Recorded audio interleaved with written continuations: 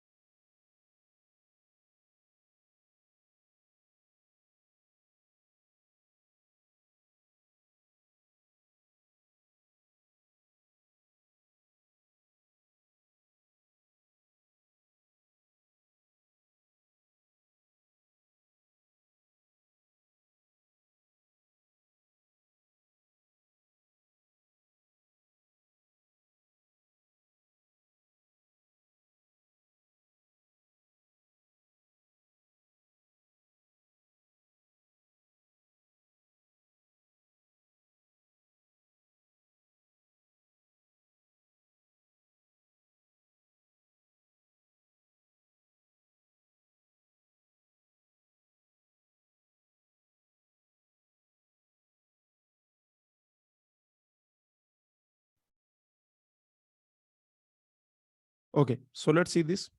What is the answer for this question? This is GATE 2014 question. Very simple question. So the question is saying that consider the following processors nanosecond. This is so consider the following processor. Total 4 processors are given to you. Assume that pipeline registers have 0 latency. They have 0 delay. Okay, so the pipeline registers, they have 0 delay.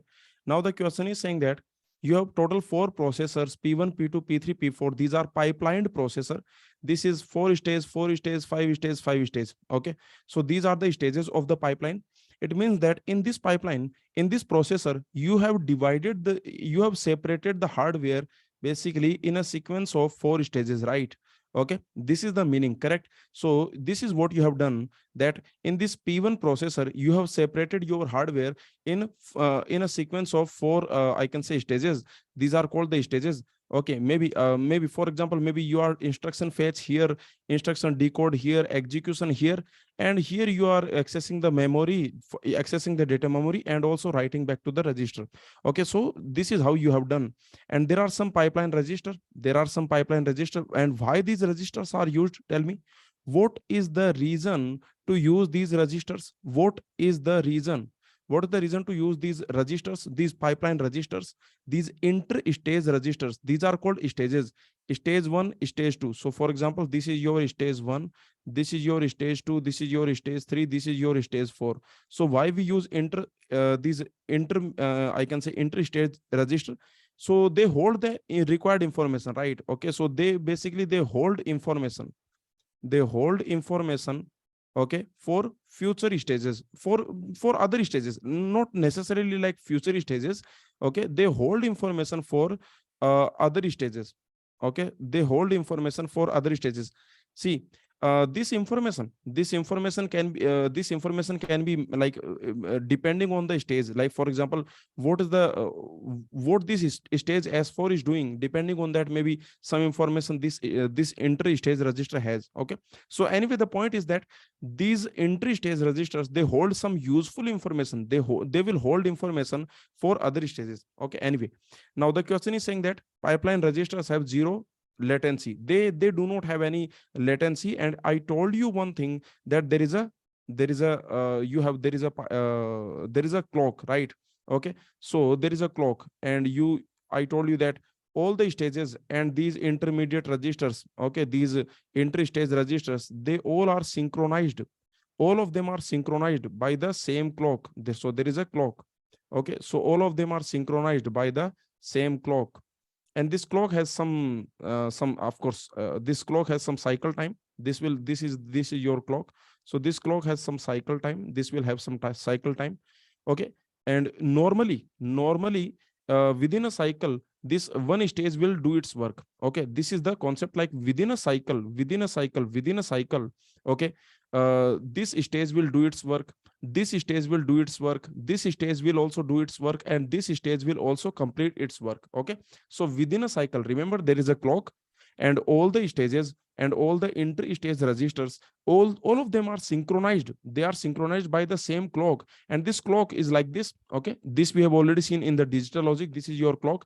Now within one cycle, this is your cycle. So during one cycle, during this cycle, every stage will complete its work. Okay, so for example, this stage, I can say, will complete its work. Okay, so that is including the delay of the inter-stage register. So you can see that within one cycle, every stage should be able to complete its work. So that is the reason this cycle time is adjusted, right? Yes or no? Do you agree that this is your cycle?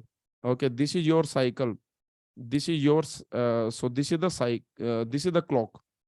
Okay, and you can notice that this is your cycle time. This is the cycle time. This is the cycle time. Now within the cycle time, within this time, every stage should be able to, each stage should be able to complete its work. Yes or no? Each stage completes its work. Okay, so each stage must be able to complete its work within the cycle time. So that is the reason this cycle time, this is taken as maximum of, this is taken as maximum of. Okay, like just calculate maximum of, just calculate all the stage delays plus register latency. Okay, so you can see that maximum of all the stage delays, plus this intermediate register latency. Okay, so these are like register latency, register delay. So this is what you have to do. Now the question is asking for highest frequency. This is something interesting. See, here is the mistake people will do. Tell me one thing. What is the difference in cycle time and frequency? This is the common in this question. I can guarantee you that many students must have done this mistake. I can guarantee you. Okay, so this is your cycle time. See, this is your clock. Okay, this is your cycle time. This is your cycle time. Now you already know that this cycle time will be equal to what? This cycle time in pipelined processor, in pipelined processor. So that will be what? That is going to be what? That is going to be, just take maximum of stage delays plus register delays. Okay, so stage delay plus register delay, you just take the maximum of that. Okay, that will be your cycle time. Now it is very simple, that frequency will be what? Okay, so this frequency will be what? This will be 1 divided by cycle time. Correct. Okay, so you can see that frequency is going to be 1 divided by cycle time, that is inversely proportional. Okay, so in this question you can notice what will be the cycle time. Okay, what is going to be the cycle time? You just tell me cycle time of P1. What is going to be cycle time of P1? Tell me. In this question, what is going to be the cycle time of P1? The cycle time of P1 will be, just take maximum because registers have zero delay. So just take maximum. So that will be 2 nanosecond. For P2, what it will be? Just take maximum. It will be 1.5 nanosecond. Okay. What about P3? What about P3? Tell me. What about P3? P3, take the maximum. So that is 1 nanosecond. Okay. What about P4? P4. So what about P4? That will be 1.1 nanosecond. Okay, now you tell me. See, this is a very common mistake. Many students, what they will do? This is the mistake that they will do. They will just, okay, who has the highest clock frequency? They will not focus on this word frequency. Many students, this is called silly mistake. This is called silly mistake. They will not focus on the word frequency. They will just directly say, okay, that answer is a P1. Okay, they will just directly say that answer is P1. This is the common mistake. This is the silly mistake. So your answer will be what? So in this question, you can notice your answer is going to be this one, this P3. This P3 is going to be your answer.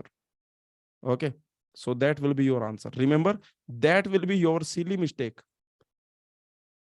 That will be your silly mistake. This is called silly mistake. Okay. Silly mistake is the most disastrous thing in your gate. I can say in your gate exam, the most disastrous thing. Okay, silly mistake. Because just think about it. Like, this is a question. Let me assume that this is a 1 mark or 2 mark question. By chance, if this is a 2 mark question, let me just assume for a moment, just assume that this is a 2 mark question. Let's assume. Okay. Now, because this is MCQ question, so there will be, so you could have gone, see, let's assume that you did silly mistake here. Okay, let's assume you did this. So this is going to be your silly mistake. This will be your silly mistake. Now just think about it. You did silly mistake, and finally after doing silly mistake, you got 52, let's assume 55 marks.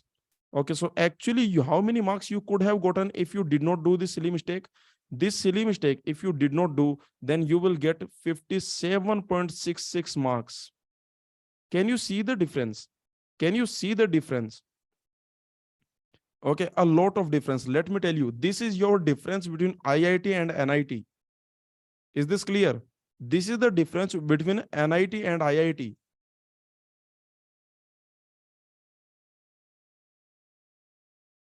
This simple thing, silly mistakes are the most disastrous things. Okay, so please take care of silly mistakes. Okay, see, no one can teach you, no one can prepare you to reduce the silly mistakes. Only you can do that. So whatever question you solve, please solve with complete focus. Okay, before answering the question, please check what the question is asking. Is this clear? Please check what the question is asking. Before answering the question, just check what the question is asking. Now let's move on. Now tell me about this one. What is the answer for this question?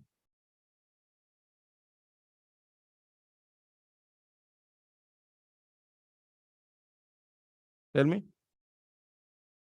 Mavit is asking, shouldn't we consider the clock time as per one instruction in pipeline? I am not getting your point, Mavit. Mavit, I am not getting your point. What you are saying? Please tell me. See, in one instruction, please understand the difference between pipeline and non-pipeline. Please understand this pipeline and non-pipeline difference. You understand? In pipeline, there are some hardware stages. This is your hardware 1. This is your hardware 2.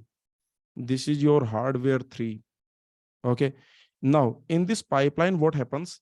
That let's assume you have one instruction. Let's assume you have one instruction. Now, for this one instruction, remember, it will go through all the 3 stages. It will go through this instruction. Let's assume this instruction I you have. Now, this instruction will go through all the stages. From here, it will go to here. From here, it will go to here. Okay, so it will go through all the stages. Also, let me tell you, basically here it will, okay, one cycle. here it will spend one cycle. So I can say that here one cycle, one clock cycle. Okay, remember here it will spend one clock cycle. One clock cycle it will spend here. One clock cycle it will spend here.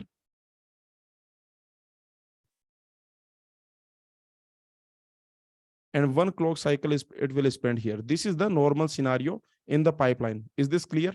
So remember, one clock cycle is it will spend here, one clock cycle it will spend here, one clock cycle it will spend here. So basically this if this is your clock, if this is your clock, then basically what is happening? Your I1 is taking how much time? It's like, okay, it's like 3 cycles. Okay, if you look at I1, then it is basically taking 3 cycles. Now in this pipeline, because every stage is doing very small work, do you agree, Mavit? Yes or no? Like every stage is doing small work. Every stage is doing small work. So that is the reason this cycle time, let me assume that this is 4 nanosecond. Okay, this is a 4 nanosecond. This is your clock cycle time, because every stage is doing small work. Every stage that is going to do some small work. Okay, so that is the reason. So one instruction is going to take how much? 12 nanosecond on the pipeline processor. Okay, on the non-pipeline, what is going to happen? On non-pipeline, what is going to happen? I told you in the last class. Non-pipeline, generally, it simply means that single cycle execution system. Single cycle execution system. What it means? It means that your hardware is not divided. Remember, your hardware is not divided into stages. This is your hardware. Okay, this is your hardware. Now in this hardware, you have the functionality of this also, you have functionality of this also, you have functionality of this also. Okay, in this single hardware, this is your single, okay, this is your, I can say this is your atomic hardware you can consider, and these are the functionalities. So basically non-pipeline is, you can generally non-pipeline simply means that single cycle execution means what? This instruction. Now again you take this instruction I, what it will take? It will take a single cycle, remember. But okay, then you might be thinking, sir, then non-pipeline is better. You are thinking right this like this, yes or no? You are thinking like this, that sir, non-pipeline is better. Okay, you are taking single cycle because in single cycle this instruction is taking single cycle. So you are thinking, sir, non-pipeline is better. No, non-pipeline is not better, because now it will take single cycle. Within a single cycle, everything will happen within a single cycle. But that single cycle time will be what?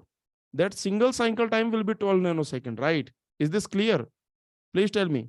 This is your clock cycle time now. This is your clock cycle time now.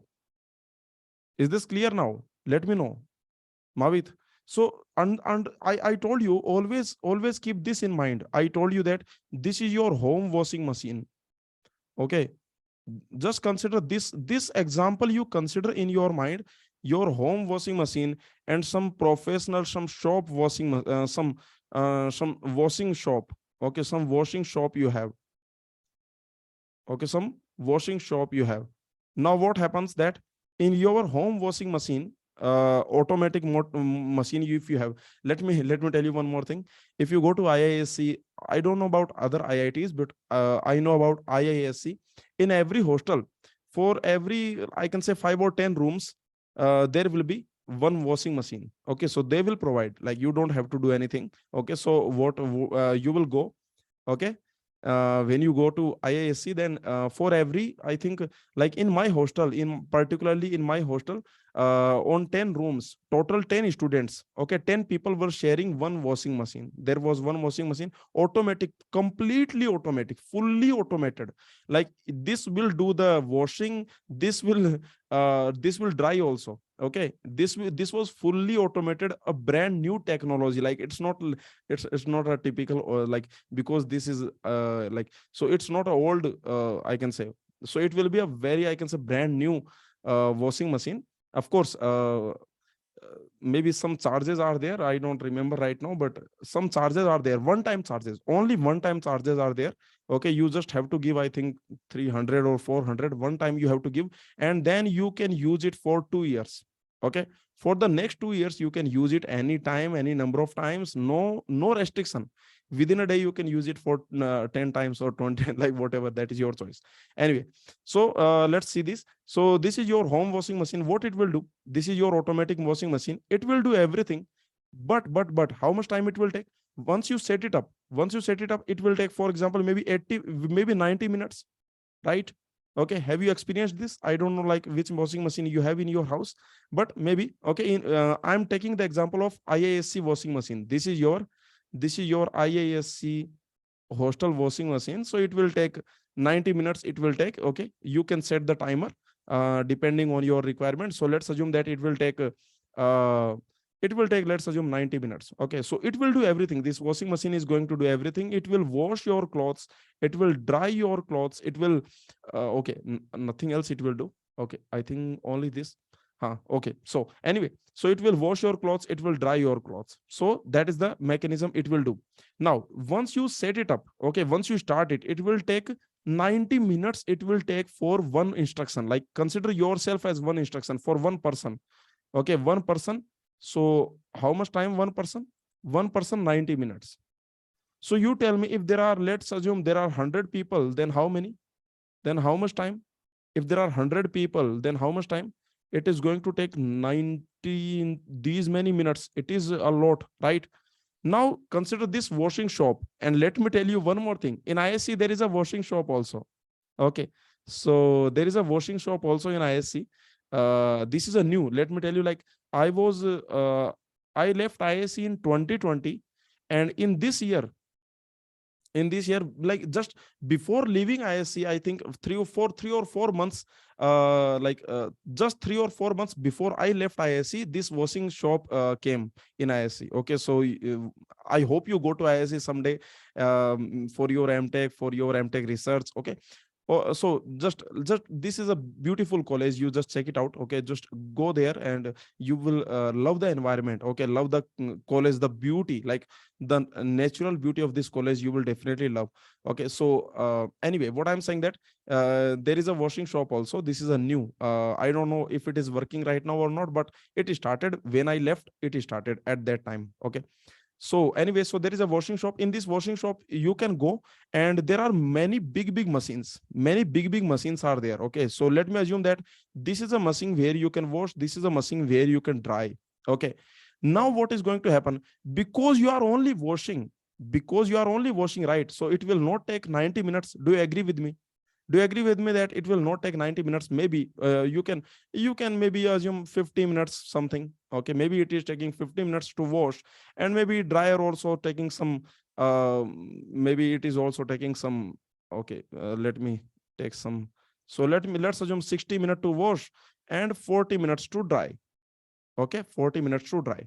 Now you can notice that here what will be your, like 1% time will be what? Tell me 1% time. What is going to be your 1% time? 1% time will be again 100 minutes. That is not good, right? Yes or no? That will be not good. 1% time will increase. But overall, if you notice, for 100 people, how much time it will take? Can you tell me? Can you tell me for 100 people, how much time it will take? Can you tell me? For 100 people, how much time it will take? Okay, let me give you okay,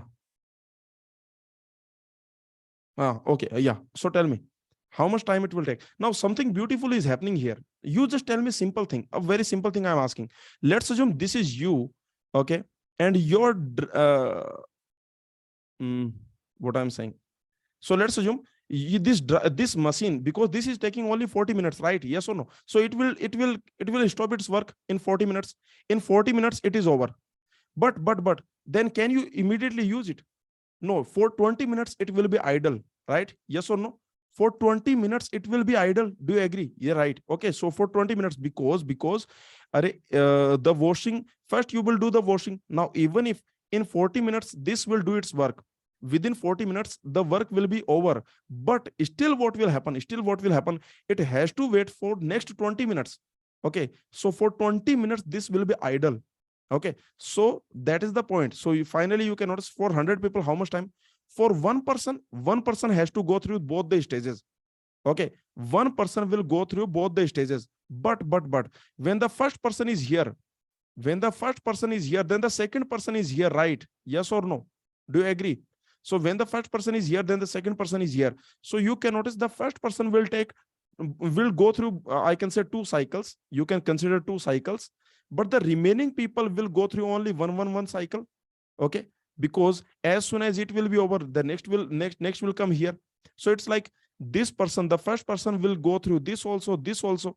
Look at the second person. The second person will also go through both of them. It's not like it will not go through. But what benefit will happen?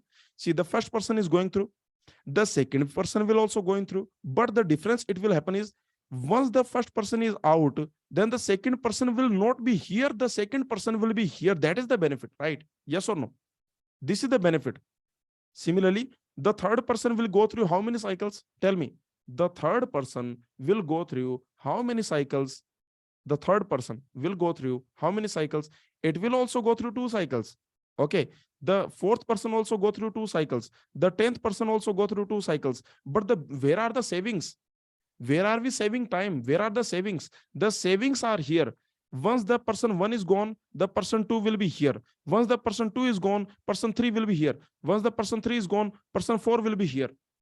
That is the saving. That is the saving. Okay, so you can notice that the first person is, you can think like this, that first person, 2 cycles, and then in every cycle one person is coming out.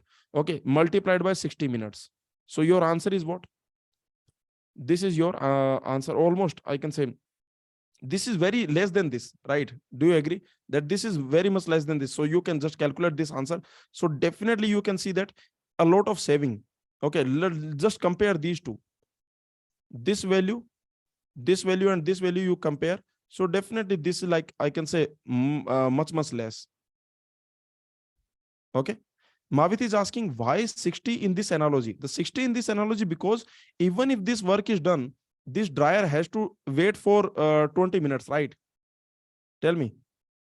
In this analogy, this is like, once you have done, like, for example, like, you were doing this, now you are here, now Mavit is here. So once you are here, then the second person will be here, then the second person will come.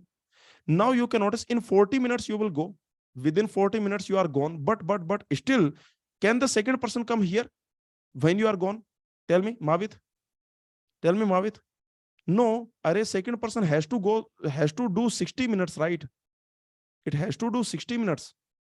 So for 20 minutes, this dryer will be idle. For 20 minutes, this dryer is going to be idle. Is this clear, Mavit? Tell me. Let me know. Is this point clear? For 20 minutes, this dryer is going to be idle. Is everything clear? So finally, this is the point. Okay. So I hope everything is clear now. Anyone has any doubt in the concept of pipeline versus non-pipeline?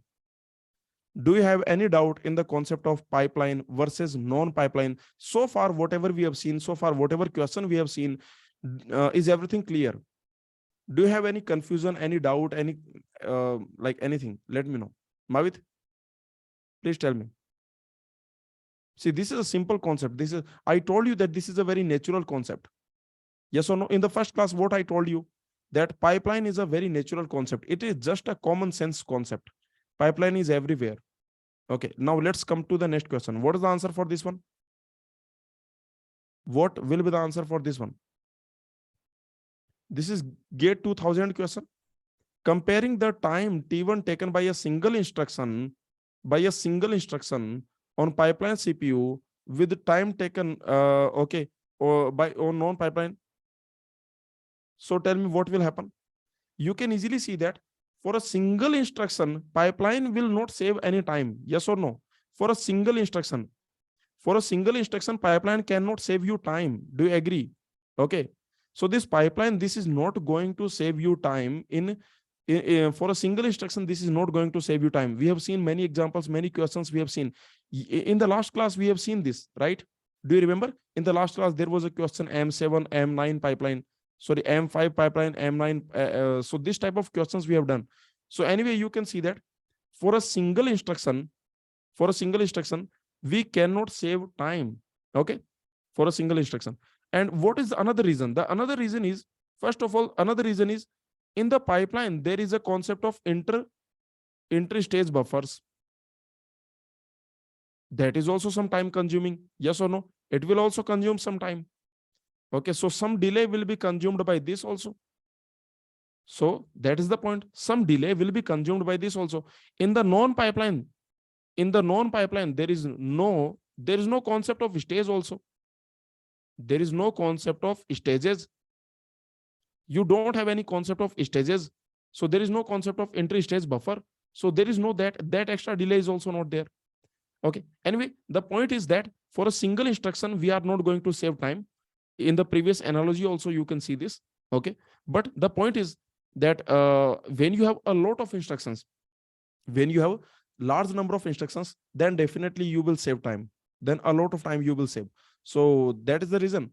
So here you can see, we can say that this T1 is going to be more than or equal to T2, right? So the answer will be option B. Is this clear? Because you are not going to save time. So this T1, the time taken for pipeline, okay, that will be greater than or equal to time taken for non-pipeline. Is this clear? Please tell me. Let me know. Okay. So this is the simple point, because the question is asking for single instruction. For single instruction, there are no savings. We cannot do any saving. The savings are when you have large number of instructions. Then what will happen? Then every instruction will go through all the stages. Remember this point. It's not only first instruction. Every instruction will go through all the stages. But when the first instruction is out, then in one cycle, second instruction will be out. In one more cycle, the third instruction will be out. In one more cycle, fourth instruction will be out. In one more cycle, fifth instruction will be out. Okay. Every instruction will go through all the stages. This is like, I can say, this is your every instruction. Every instruction is going to go through all the stages. Okay. Goes through all stages. Goes through all stages.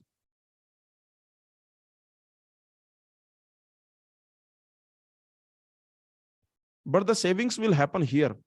Here the savings will happen. After every cycle, one person will be out. Okay. Once you are out, next cycle, next will be out. Next cycle, next will be out. Next cycle, next will be out, and so on. So these are the savings. Now let's move on. Tell me the answer for this question. Tell me the answer for this one.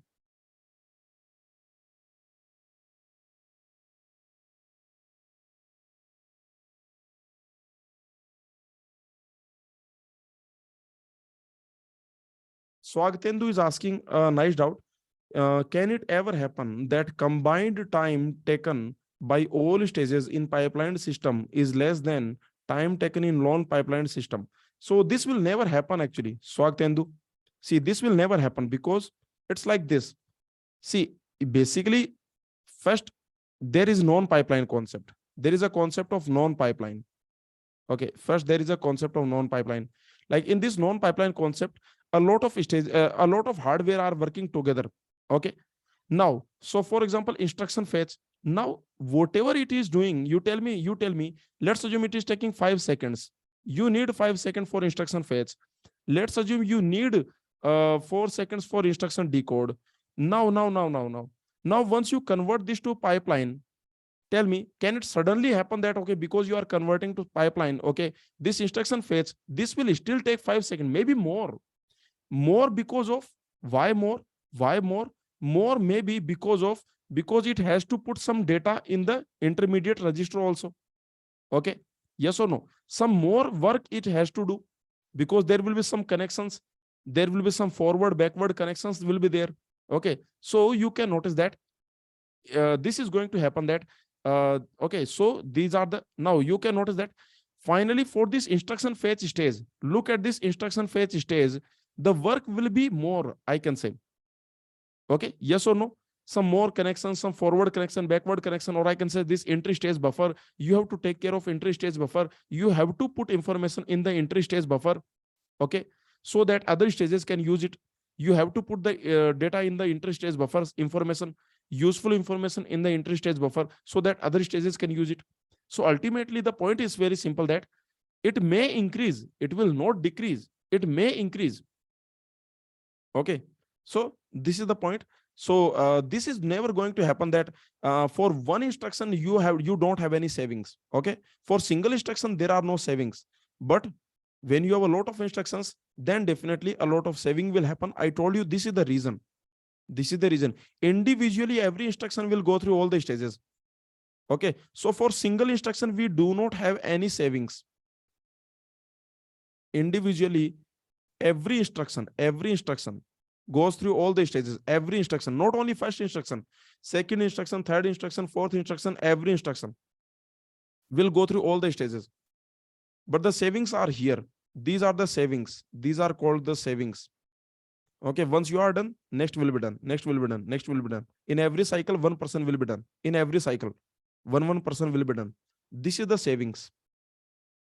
Okay, let's see this one. Tell me the answer.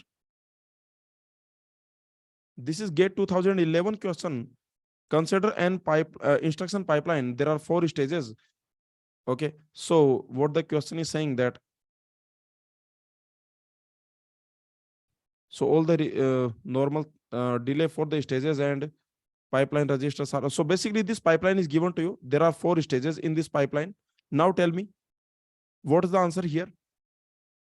So this is the stage S1, delay 5 nanosecond. Stage S2, delay 6 nanosecond, 11 nanosecond, 8 nanosecond, and these are the pipeline registers. 1 nanosecond, 1 nanosecond, 1 nanosecond, and so on. So first to tell me what will be the cycle time in this pipeline. In this pipeline, what is going to be the cycle time? Like this cycle, there is a clock.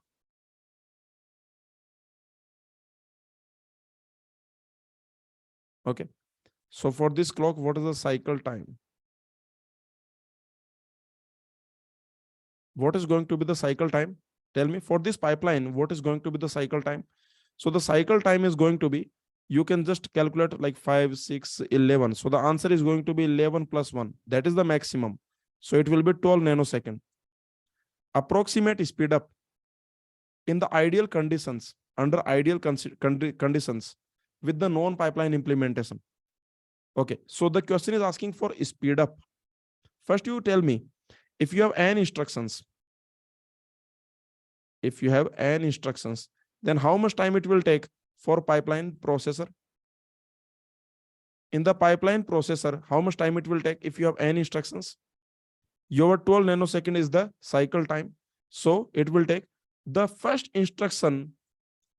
Okay. If you have n instruction in the pipeline, the first instruction is going to go through all the, is going to take basically 4 cycles. 4 cycles. Then after that, see, the first instruction will take 4 cycles. This is for first instruction. First instruction takes, okay, so it takes basically first instruction 4 cycles. After that, every other instruction will come out in one cycle. Okay, so after that, every remaining instructions, they will come out in one cycle. In every cycle, one instruction will come out. Okay, so that is going to be your nanosecond. This is your pipeline. In non-pipeline, what will happen? Tell me. In non-pipeline, what will happen? Okay, a simple question I'm asking. Does it mean that every other instruction is taking only 1 cycle? Tell me. Just tell me simple point. Does it mean that every other instruction is taking only 1 cycle?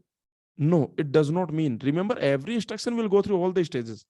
A simple thing. This is just a common sense that every instruction will go through all the stages. But then what it means? Can anyone tell me then what it means? Then what it actually means? It actually means that once this first instruction is over, then in one cycle, the remaining instructions will be over. Okay. Once this first instruction is over, then in the remaining cycle, the remaining instructions will be over one cycle.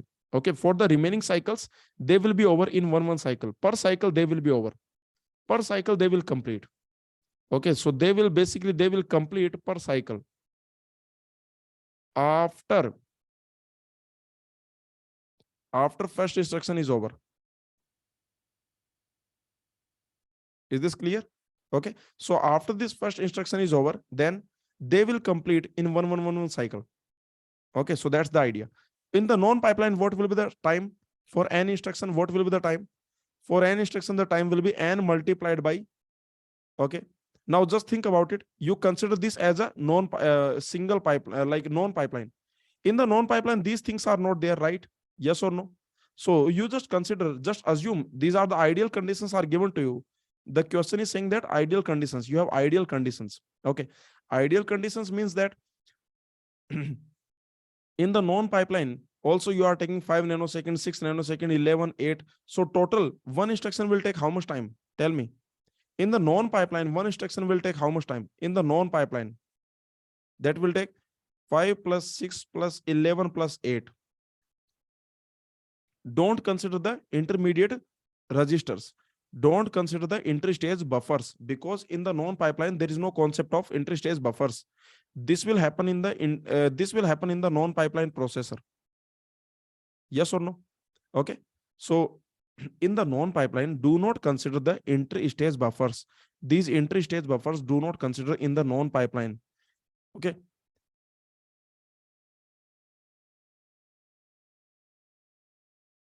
So what I'm saying, so this much time it will take for one instruction. So one instruction is going to take, I can say how much time it is. Okay, so that's 30. That's 30 nanoseconds. So what is the speed up? Tell me.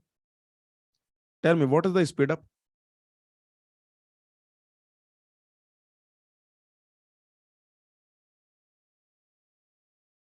Speed up for pipeline over non-pipeline, that will be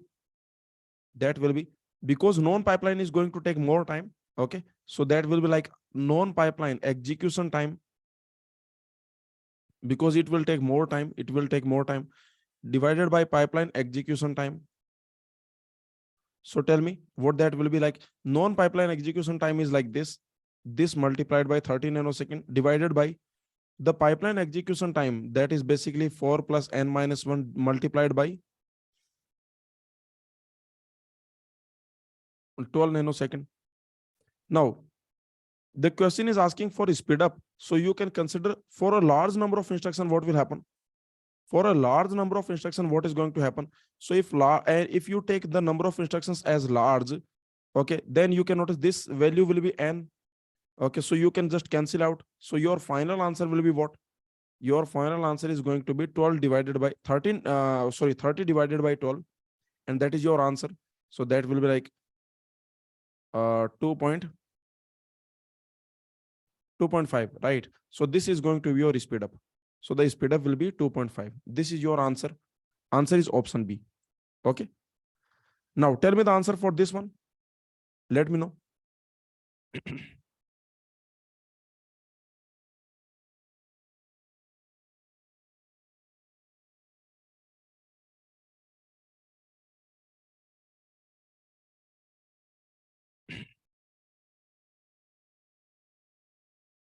This is GATE 2015 question. Again, very simple. There is a non-pipeline processor.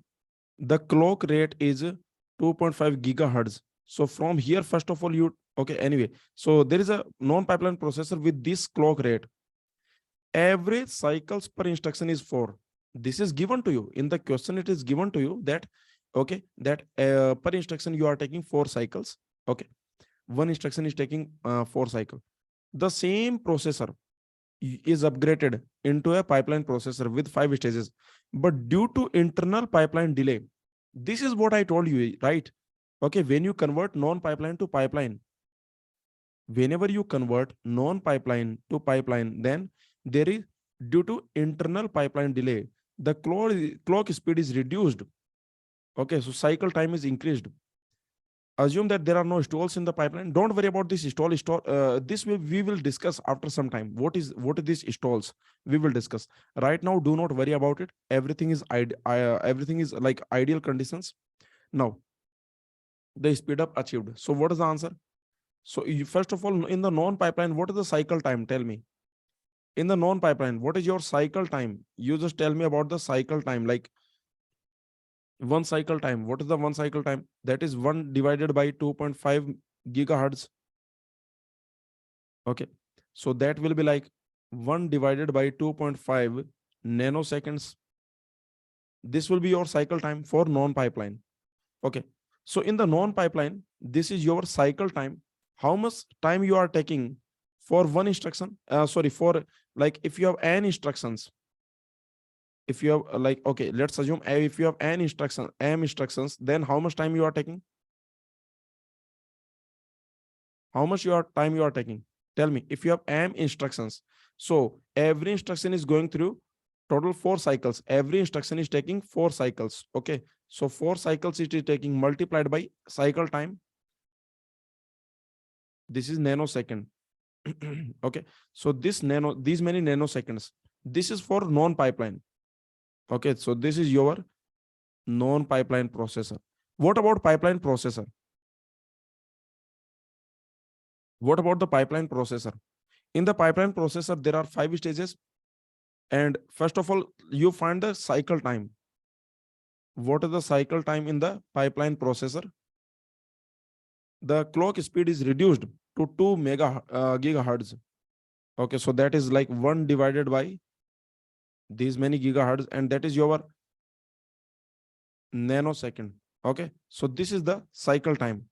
Now what? There are 5 stages. You have 5 stages. So for m instructions, how much time it will take? Just tell me, for m instructions, if you have m instructions, how much time it will take? For m instruction, it is going to take, remember the first instruction will take will go through all the 5 stages. This is the first instruction. It will go through all the 5 stages. The remaining instructions, they will come out in every cycle. Okay. Once this first instruction is over, once this is over, then after that, after this first instruction, in every cycle, one instruction will come out. Okay. Multiplied by the cycle time, that is these many nanoseconds. Okay. So this is your m instruction execution time in the pipeline. So what is the speed up?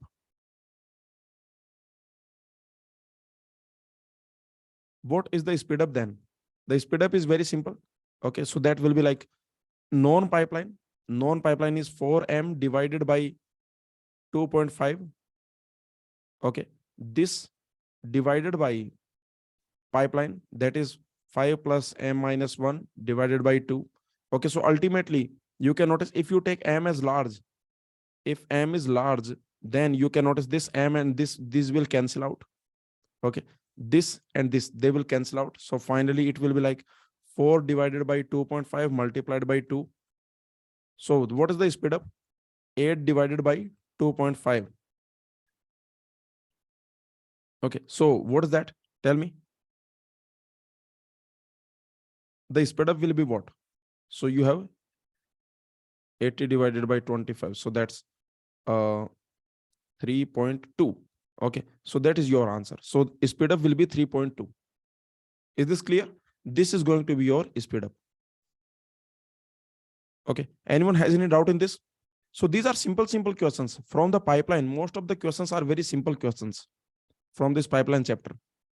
Almost all the questions are very simple questions. I told you that in the GATE exam, most of the questions are based on performance, pipeline performance. Okay. A simple calculation, a simple, I can say, just common sense, more like common sense, right? Okay. Simple questions. Just calculate for pipeline, just calculate for non-pipeline, and then you find out the speed up, whatever the question is asking.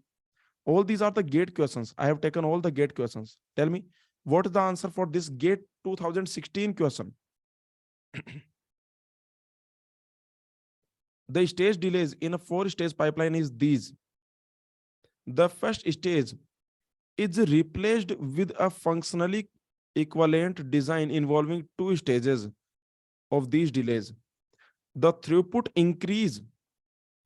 The question is asking the throughput increase. How much throughput increase in percentage? The throughput increase in percentage.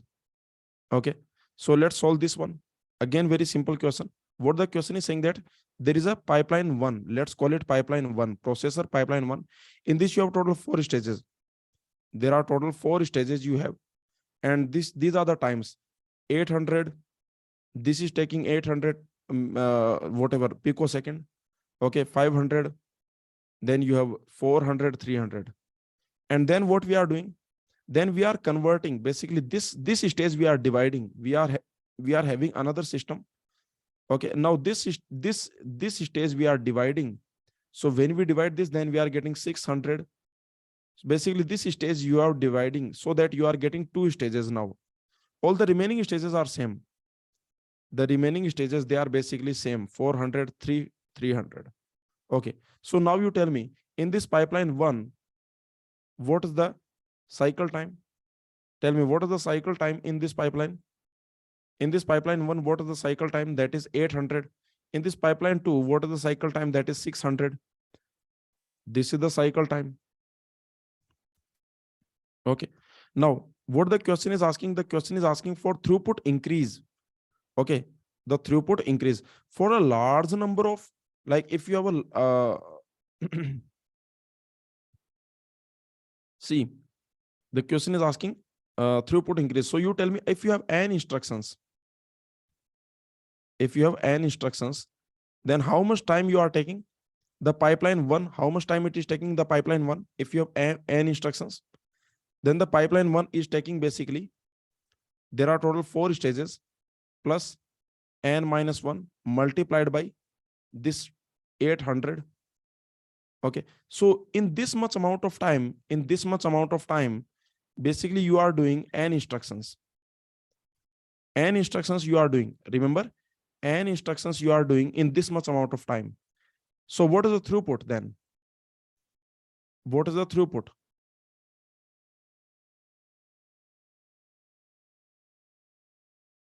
The throughput is basically, that means how much work you are doing per unit of time, right? Yes or no? How much work in these many picoseconds you are doing n instructions. So in 1 picosecond, how much work you are doing, right? In 1 picosecond. In 1 picosecond, how much work you are doing? So this much work you are doing in 1 picosecond, correct? So your throughput is basically, your throughput is this, that in 1 picosecond, these many instructions you are executing. Okay.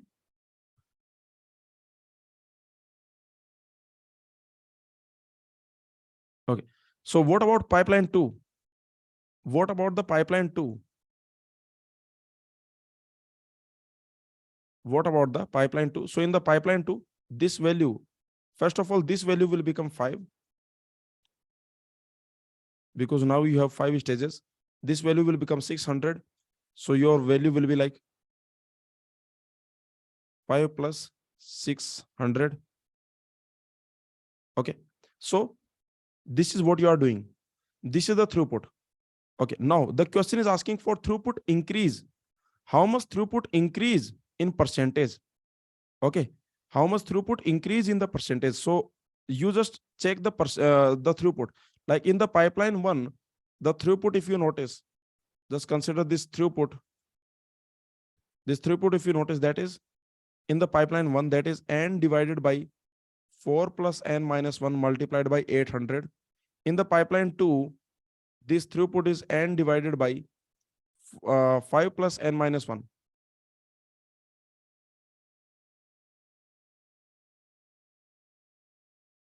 And the question is asking, you are going from here to here, then what is the throughput increase?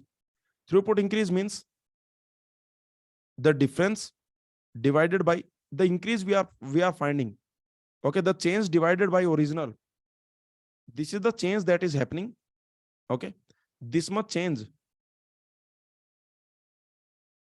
So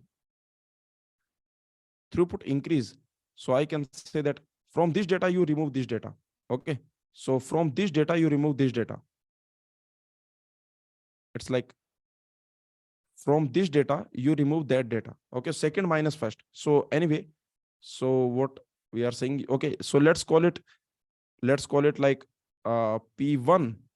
Let's call it P2. So your answer is what? Your answer, final answer is basically P2 minus P1 divided by P1 multiplied by 100. That is your answer, right? Yes or no?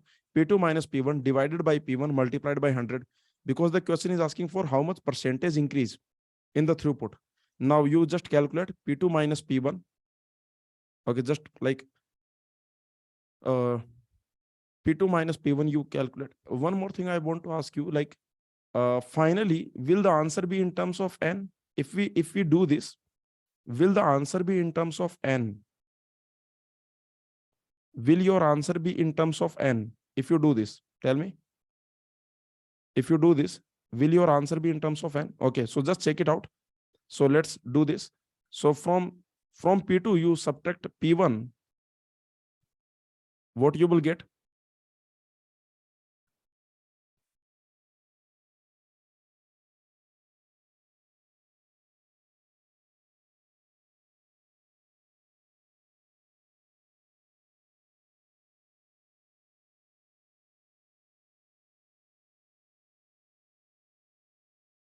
What if we assume a lot of instructions?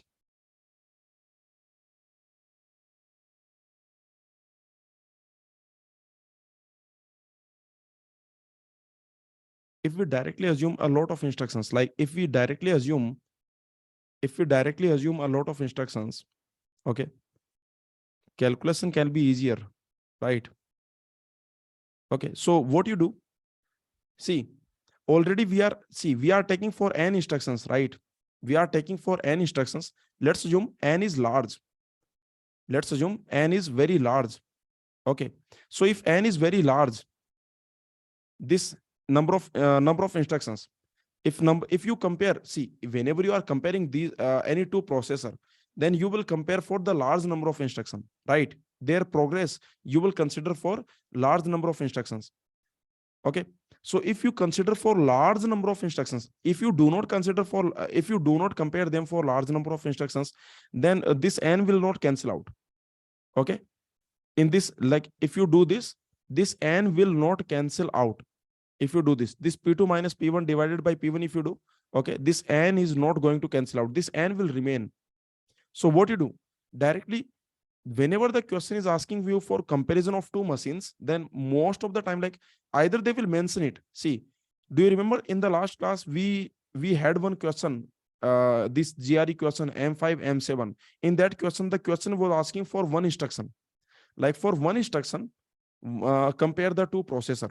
Okay, the question was asking for one instruction, but if the number of instruction is not given to you, okay, for how many instructions we are doing the comparison, if that is not given to you, okay, then you can compare them for the large number of instructions. Okay, this is a very common sense that you will always compare them for the large number of instruction if the number of instruction is not given to you. In the gate exam, sometimes they can ask you for a fixed number of instructions. Like in the last class, we have done one question in which the question was asking for 1,000 instructions. Do you remember? There was one question in which the data was given to you. In the question, the data was given that for 1,000 instructions, what will happen? Okay, if you remember. So the point is, in the question, it will give the question will mention for how many instructions you are comparing. Okay, for 1,000 instructions, for one instruction. But if that is not given to you, if the question is not asking you for a specific number of instructions, then you can calculate for large number of instructions. Okay, you can calculate that n is very large. You are executing a large number of instructions on both the machine in pipeline 1, pipeline 2. Okay, so here also, if you assume that you are executing a large number of instructions, then this will become, okay, this n, these will cancel out. Similarly, these will cancel out. So here you will get 1 divided by 800, and here you will get 1 divided by 600. This is the throughput you will get. Okay, this is the throughput you are getting here. This is the throughput you are getting here. What it means, if you have a large number of instructions, tell me what it means if you have large number of instructions. If you have large number of instructions, what it means? It means that, it simply means that if you have large number of instructions, then every 8 picosecond one instruction is executing, right? Yes or no? If you have large number of instructions, if we execute large number of instructions, then every 800 picosecond one instruction is executing. And here, if we execute large number of instructions, then every 600 picosecond one instruction is executing. Okay, because in the question, the specific number of instruction is not given to you, so you can compare them. Two machines you are comparing, so it is a common sense you will compare them for a large number of instructions. So we are assuming that n is very large, so that is the reason this will be the throughput. This will be the throughput of pipeline 1, and this will be the throughput of pipeline 2. Now you can calculate very easily. So your answer is going to be 1 divided by 600 minus 1 divided by 800 divided 1 divided by 800 multiplied by 100. Now you just calculate this. What this will be?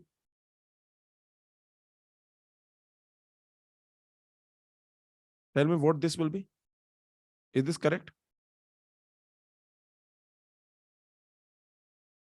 Okay. So 2000. So it will be like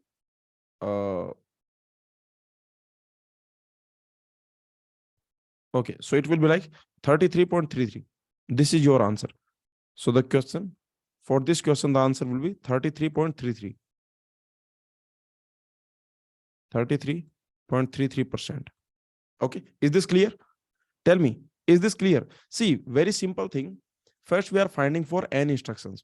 I am finding for n instructions. But what we check, if we check, then you will see that you cannot calculate, right? Yes or no? If you are finding for n instructions, this n will not cancel out. Yes or no? Agree or not? This n is not going to cancel out. If you are finding for n instructions, then this n is not going to cancel out. It simply means that they are asking for a large number of instructions. They are comparing to processor for a large number of instructions. So that is the reason the answer will be 33.33. Okay. Now, so far we have seen all the questions. Now let's see.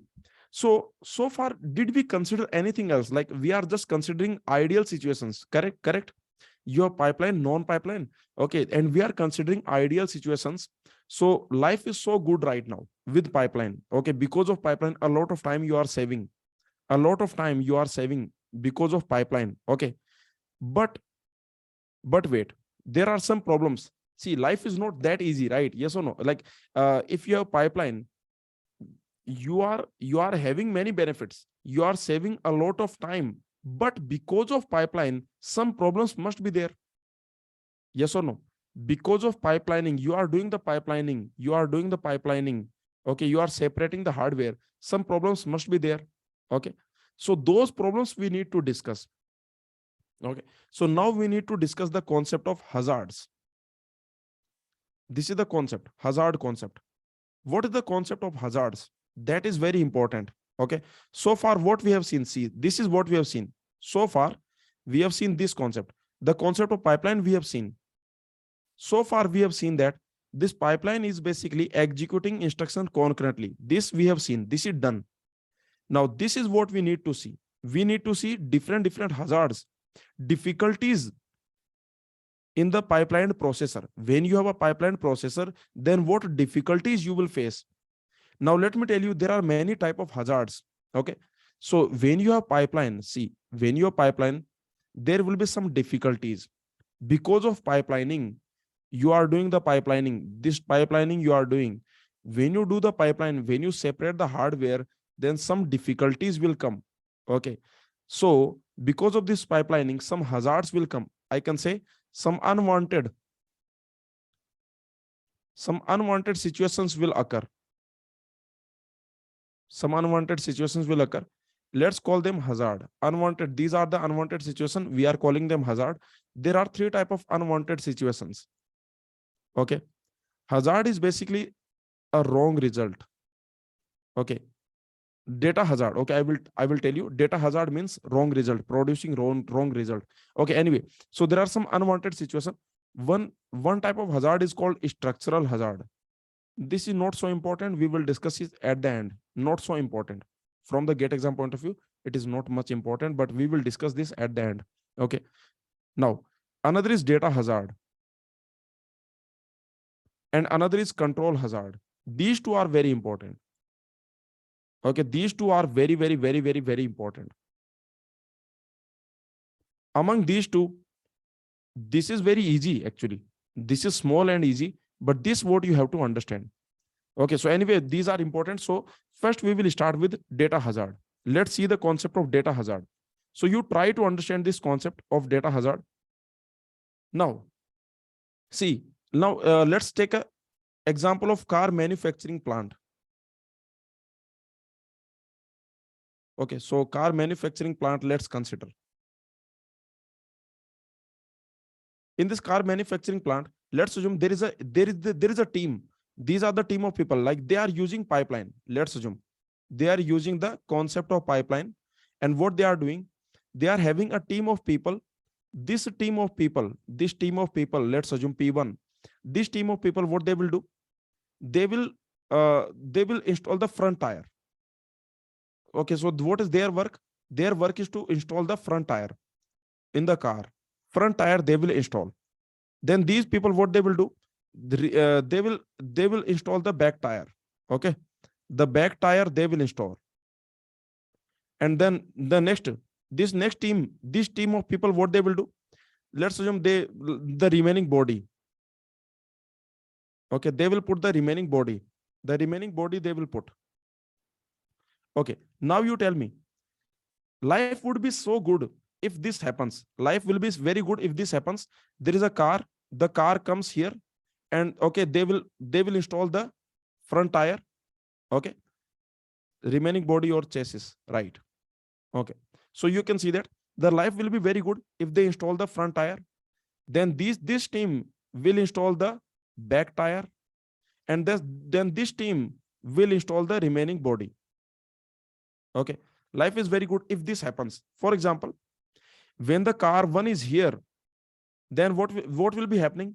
When this team is putting the chassis on this car 1, then what this team will be doing? Tell me. Then what this team will be doing? Then this team will be putting the back tire in another car. Yes or no? Then it will be putting back tire in another car. This team. At the same time, this team, what it will do? In another car, it will be putting the front tire. Okay, is this clear? So you can notice that this car C1, it is taking 3 cycles. Okay, this car C1, it is taking 3 cycles. It is taking how many cycles for C2? How many cycles for C2? How many cycles for C2? That will also take 3 cycles. How many cycles for C3? That will also take 3 cycles. Okay, individually, if you look, then they will all take 3 cycles. But then where is the advantage? Where is the benefit? The benefit will happen that if C1 is going out, in the next cycle, C2 will go out. Yes or no? Array, when the C1 is going out, then in the next cycle, this C1 is going out. In the next cycle, C2 will go out. In the next cycle. Okay, when the C2 will go out, then in the next cycle, C3 will go out. Okay, so in every cycle, one person is going. Yes or no? Can I say? If you have a large number of cars, then in every cycle, one car is coming. Okay, so I can say that CPI, how many cycles per car? Tell me, what is CPI? CPI means cycle per instruction. How many cycle per instruction? If you have a large number of instructions, if you have a large number of cars, if you have a large number of instructions, then can I say that one car is coming in every cycle? Yes or no? You are getting one car in every cycle. Correct? One cycle for one car. In every cycle, you are getting one car. Okay, so your CPI is 1. CPI means cycle per instruction. What is CPI? The CPI means number of cycles per instruction. Per instruction. When you have large number of instructions. When we have a large number of instructions. Okay, so this is your CPI. CPI means that is how many cycles one instruction is consuming when you have a large number of instructions, when large number of instructions are executing. So here the life is very good. But now notice the concept of data hazards. Now the concept of data hazard, I am telling you, just assume for a moment, just assume when the car 1 is here, let's assume this car 2 is here, right? At that point of time, the car 2 is here. And let's assume for some reason, For some reason, maybe this tire got broken. For some reason, I don't know what reason, but this tire got broken. This tire got broken. This got broken. When this tire got broken, then what will happen? This has gone. This C1 has gone. Now tell me, this tire has broken. Can this car go to here? Can this car go to P3? No, this car cannot go to P3 because before going to P3, it's you should put this tire. Array, if you don't put this tire and if you send there, then you will get a car without the back tire. Yes or no? So if you send this to the next stage, then you will get a car without the back tire. Okay, so that is not what we want. So you tell me, now in the next cycle, what will happen? In the next cycle, this person will be idle. Can I say in the next cycle, this person will be idle. This will not do any work. Now, because one more problem, because this will remain here. So in the next cycle, this will remain here, right? In the next cycle, this will remain here. This will remain here in the same stage. It will remain. Okay, this car C2 will remain in the same stage. Now, because of that, what will happen? When C2 is here, C3 was here. Okay, because C2 is in this situation, in this stage, then where C3 will be in the next cycle? For example, okay, tell me cycle 1, cycle 2, and so on. Now tell me where C1 will, this car C3 will be. This car C3 will be here. This C3 cannot go forward. So you can notice this person is also idle. This person is also idle. These two people are idle. This is idle. This is idle. Two people are idle. Yes or no? Is this clear? So you can notice in this cycle, this stage is not doing anything. Similarly, in this cycle, this stage is not doing anything. These are called pipeline bubbles. Pipeline bubbles. What it means that in 2 cycles, you could have done 2 things. Okay. In 2 cycles, you could have done 2 things, but because of these pipeline bubbles, because of these bubbles, okay, these are called pipeline bubbles. You are calling them bubble. This is bubble. This is bubble. These are called bubbles because you are not doing anything. Because of these bubbles, what will happen? You will not be able to get one car in one cycle, right? Yes or no? As soon as you will get C1, you will get C1. In the next cycle, you will not get C2. Correct? In the next cycle, you are not going to get C2. So because of this situation, because of these bubbles, you will not get CPI equal to 1. This CPI will not be equal to 1.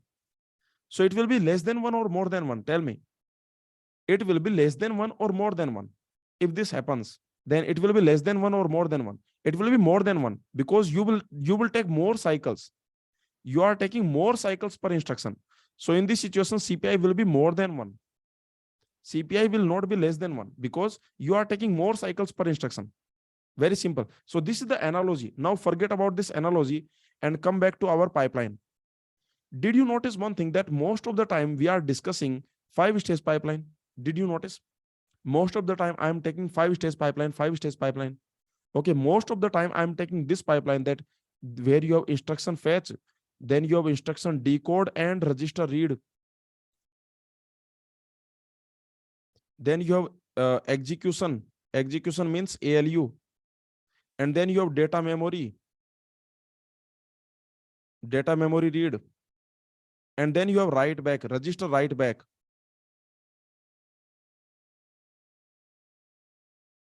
Okay. So did you notice this pipeline we consider in the last class also we were considering this. In this class also we are considering this. Most of the time in the gate exam also they will consider this. But tell me, is this the only pipeline that is there? Is this the only pipeline that is there? No. There are many pipelines in the gate exam. They can give you any pipeline. But let me tell you that this pipeline is called MIPS pipeline. Okay. This pipeline, this is called MIPS pipeline. And this pipeline was used. Okay. So there are 5 stages. You can notice stage 1, stage 2, stage 3, stage 4, stage 5. So this is called MIPS pipeline. Okay. And this was given by, there is a computer organization book, Patterson. Have you heard about it? See, for the computer organization, for COA, the best books if you want to study, one book is Hamacher. This is very brilliant book. Okay, this is my favorite actually. And there is another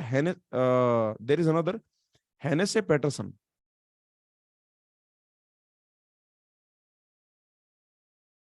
Let me tell you something about these two people. These two people gave the MIPS pipeline. Okay, these are Stanford directors. They were Stanford directors. Okay, these two people, they gave MIPS pipeline.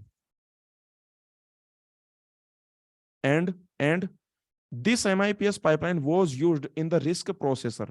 RISC processor means I can say supercomputers. In the RISC processors, this pipeline was used. So these two people, Patterson, Hennessy, okay, these two people, they gave this MIPS pipeline. They introduced this MIPS pipeline. This was used in RISC processors. RISC processor, you can consider as you can consider them as supercomputers. Okay. So anyway, the point that this book, this computer organization book written by Hennessy and Patterson, and they just think about so it's like they are describing their own pipeline. Okay. So anyway, the point is very simple. This pipeline is what we study most of the time. Most of the GATE exam questions are also based on this pipeline. But remember, this is not the only pipeline that is there. In many GATE questions, they will define the pipeline. They will give you the information about the pipeline. Okay. In the GATE exam, they are going to give you the information about the pipeline. In many questions, they will give you information about the stages of the pipeline. Which stage will do what? This information will be given to you. In the Go Classes test series, in the Gate Overflow test series, you will always find that pipeline information is given to you. We have given you the pipeline information, how many stages are there and which stage will do what work. Okay, what work is done by which stage, that every information is given to you. Similarly, now the point is very simple, that if they give you this is the pipeline we study actually most of the time. This is the pipeline generally studied. So this pipeline is actually very important. You should, okay, is this clear? This is the pipeline that is generally studied. Okay, this pipeline, either you can call it MIPS pipeline, or you can call it RISC pipeline, or you can call it standard, or you can call it classical 5-stage pipeline. Okay, you can just call it classical 5-stage pipeline. Is this clear? So there are many words. Okay, you can call it standard 5-stage pipelines. Many words are there. Is this clear? In the question, if they mention it, if they give you this, like that there is a classical 5-stage pipeline, then you should understand that they are talking about which pipeline. Okay, RISC pipeline, MIPS pipeline, and classical 5-stage pipeline. All these words are same. And what this means? This means they are talking about this pipeline where you have instruction fetch. Here you fetch the instruction. Here you decode the instruction and you read the registers, read the source registers. Here you use the ALU, and here you access the data memory, and here you write basically the destination register. Okay, whatever value you have, that value you write in the destination register. This pipeline is very important, and this pipeline is generally studied. Now I am taking this pipeline as my example. If I do not give you pipeline information, then it means I am talking about this pipeline. Okay, is this clear? In the GATE exam, they will give you information. Do not worry about it. Okay, in the GATE exam, this information will be given to you. What is the pipeline? How many stages are there? Which stage is doing what? Every information will be given in the GATE exam. But by chance, if they do not give you the information about the pipeline, and they just tell you that 5-stage classical 5-stage pipeline, standard 5-stage pipeline, then you should consider this pipeline, this MIPS pipeline. You should consider. Okay, is this clear? Now, anyway, now if I do not tell you about the pipeline details, then you should consider that I am discussing 5-stage pipeline, classical 5-stage pipeline, RISC pipeline I am discussing. Now take this example. Okay, look at this question. The question is, let's assume this is your instruction I1 and this is your instruction I2, and they are in this sequence in the program. Okay, this is your program. This is the program, and in this program you have instruction I1, then you have instruction I2. A simple thing I am asking, tell me one thing. When this instruction I2 is executing, then this value R1 should be which value? When this instruction I2 is executing, then this value R1 should be which value? This value should be this, right? Yes or no? The loaded value, correct? The loaded value. Okay, because let me tell you what this means. RW R1 to R2. What it means? What it means? It means that in the register R1 you are loading in the register. This means load. This means load word. Okay, so it means in the register R1 you are loading from main memory from this location. Okay, from this location. From this location you are putting the value. Okay, so that value this instruction 2 should read, right? Now you consider, let us assume you have 5-stage pipeline. Okay, so now you have this 5-stage pipeline: instruction fetch, instruction decode, execution, and then you have data memory read, memory access. You can call it memory access, data memory access. Okay, and then you can write back, register write back. This is your now you tell me, this is your instruction I1. Your instruction I1 is going. So your instruction I1 was here. Then your instruction I1 is when instruction I1 is here, you tell me at that time what will happen. When your load instruction is here, this load instruction is here, then what is happening? It means, then what it is doing? The load instruction in the execution phase, what it is doing? This load instruction, when this is in the execution phase, then what it is doing? It is calculating the address, right? Yes or no? So do you have the data at that point of time? At this point of time, so when the load instruction is here, then what this load instruction is doing? This is, remember, this is calculating the address. This address calculation will happen. This address calculation is happening. This 2 plus R2 is happening. So here 2 plus R2 is happening. Okay, but you can notice, okay, in the ID stage, you have the instruction 2. In the instruction 2, you are reading. Here you are reading R1, isn't it? So tell me, simple question I am asking. When you are reading R1, this instruction I2, remember, this instruction I2 is reading R1. So this instruction this is your instruction I1. This is your instruction I2 reading R1. Because in this stage, you will read the source. So this instruction I2 will read the source, this source and this source. This will read, it will read in the ID stage. So you tell me, when this is reading R1, is it reading the correct value? Is it reading the correct value? Are we reading the correct value? No, we are not reading the correct value, because remember, the correct value actually will be available. See, so definitely this is reading R1. Okay, so that is not a correct value. I can say that this is wrong. This is the wrong reading. Okay, you are reading wrong. So tell me, what should happen then? So we should delay this reading. Okay, so it should wait. Yes or no? So this instruction will proceed. This load instruction will proceed, but this instruction cannot proceed, right? Yes or no? Agree or not? This instruction cannot proceed, correct? Because why this instruction cannot proceed? Because it is, if you proceed, then the calculation will happen on the wrong value. On the wrong value, this addition will happen. This addition will happen on the wrong value, right? Correct or not? Because, okay, this addition will happen on the wrong value. So this cannot proceed. I can say this instruction cannot proceed here. So I can say this stage will be idle. Can you see that this stage, this person will be idle? This is called pipeline bubble. A bubble has been created in the pipeline. Yes or no? Is this clear? This stage will be idle. In this stage, this instruction cannot go. So this stage will not do anything. This stage, this execution stage is idle. So this is idle. Now tell me, now what will happen? Now this load word, tell me, at this point of time, does R1 has the correct value? Does R1 has the correct value at this point of time? Do we have correct value in R1 at this point of time? No, because the correct value will happen in the write back. When you do the write back register, here we write into register. Here we write into register. Okay, so again, you don't have correct value. Again, you can notice. So this will access the data memory. This is going to access the data memory, but you are not writing into R1.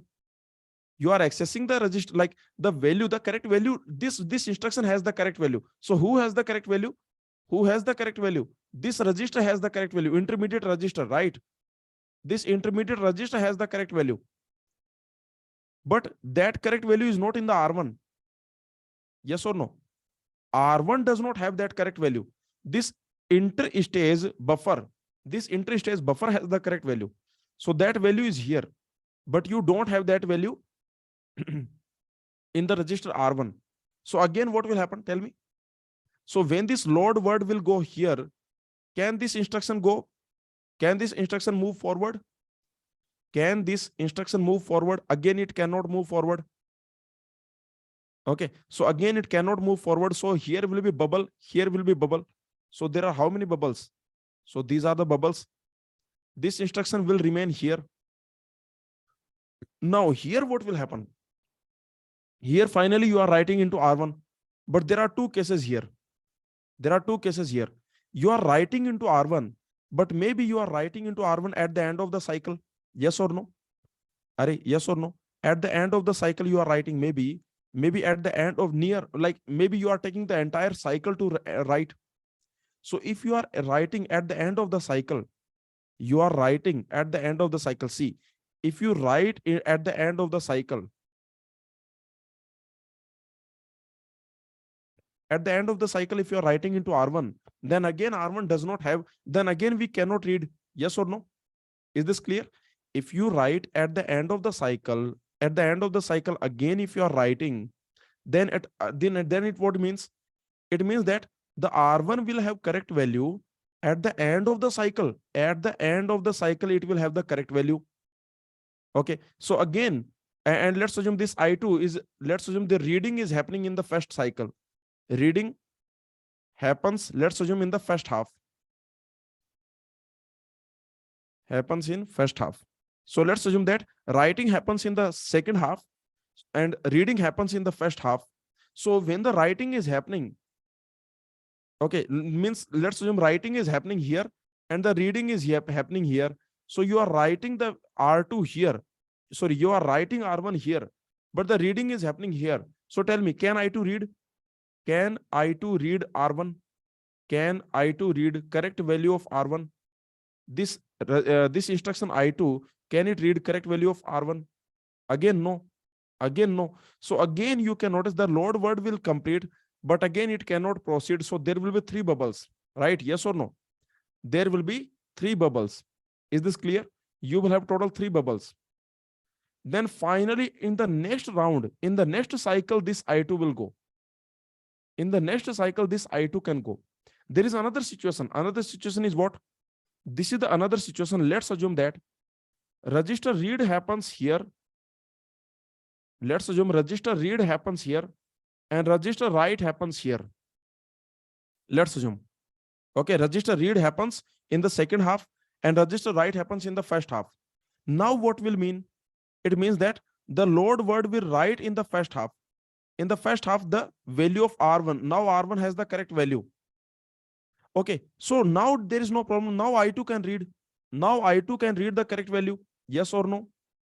Now I2 can read the correct value because in the first half, R1 has the correct value. And in the second half, we are reading. Because we are reading in the second half, this I2 will read in the second half, the correct value it will read. So now you can notice that only 2 bubbles will be there. Because in the, okay, in this situation, now this I2 does not have to wait. Now this I2 can go. So there will be only 2 bubbles. Is this understood? Let me know. Please tell me, did you get it? See, this is a simple scenario. Let me know if you got it. Tell me.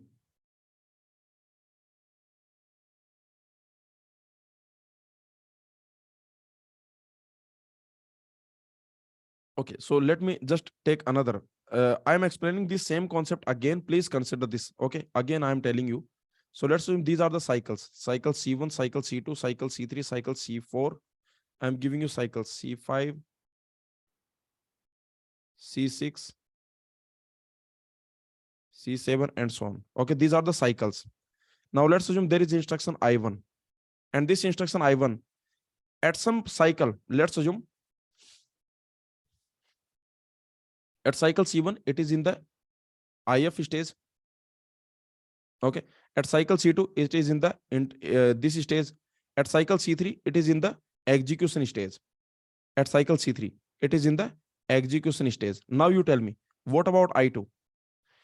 When this is load instruction. Please understand, this is load instruction. Load into R1. Okay, so what is this instruction I1? This is load instruction. Okay, load into R1 from memory, from the data memory 2 plus R2. Okay, from the data memory. Now, okay, what this instruction I2 is? This instruction I2 is basically in R3, you are putting R1 plus R4. Okay, now you tell me again. So you have, these are the cycles C1, C2, C3, C4, and so on. This is your instruction I1.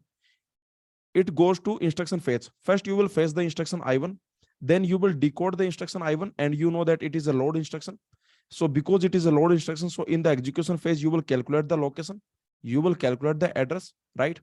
Now you tell me, when this load instruction is in the ID stage, then what you can do? Then what you can fetch? You can fetch the instruction I2. Yes or no? Instruction I2 you can fetch in this cycle. In the cycle C2, the load instruction is decoding. We are decoding the load instruction. We are decoding the I1 instruction. Then we can fetch the I2 instruction. Okay. Now you tell me, when you are in the execution stage, when in the C3, when this load instruction is in the execution stage, okay, in the execution stage, what this load instruction is doing, tell me. What this load instruction is doing in the execution stage, it is calculating the address, right? In this execution stage, it is calculating the address. We are calculating the address in this load stage. In this execution stage, this load instruction is calculating the address. Okay, in the same so in this cycle, what we can do, this I2 can go to instruction decode. This I2, this can go to instruction decode. In the instruction decode, what we do, we read the register. Okay, so here you read the register R1. Here you want to read the register R1, right? Correct or not? You want to read the register R1. This want to read the register R1. This is what we do in the ID stage that we have already seen. In the ID stage, this is what we do. I told you. In the instruction decode stage, we read the register. We read the source register in this stage. Okay. Please understand these stages.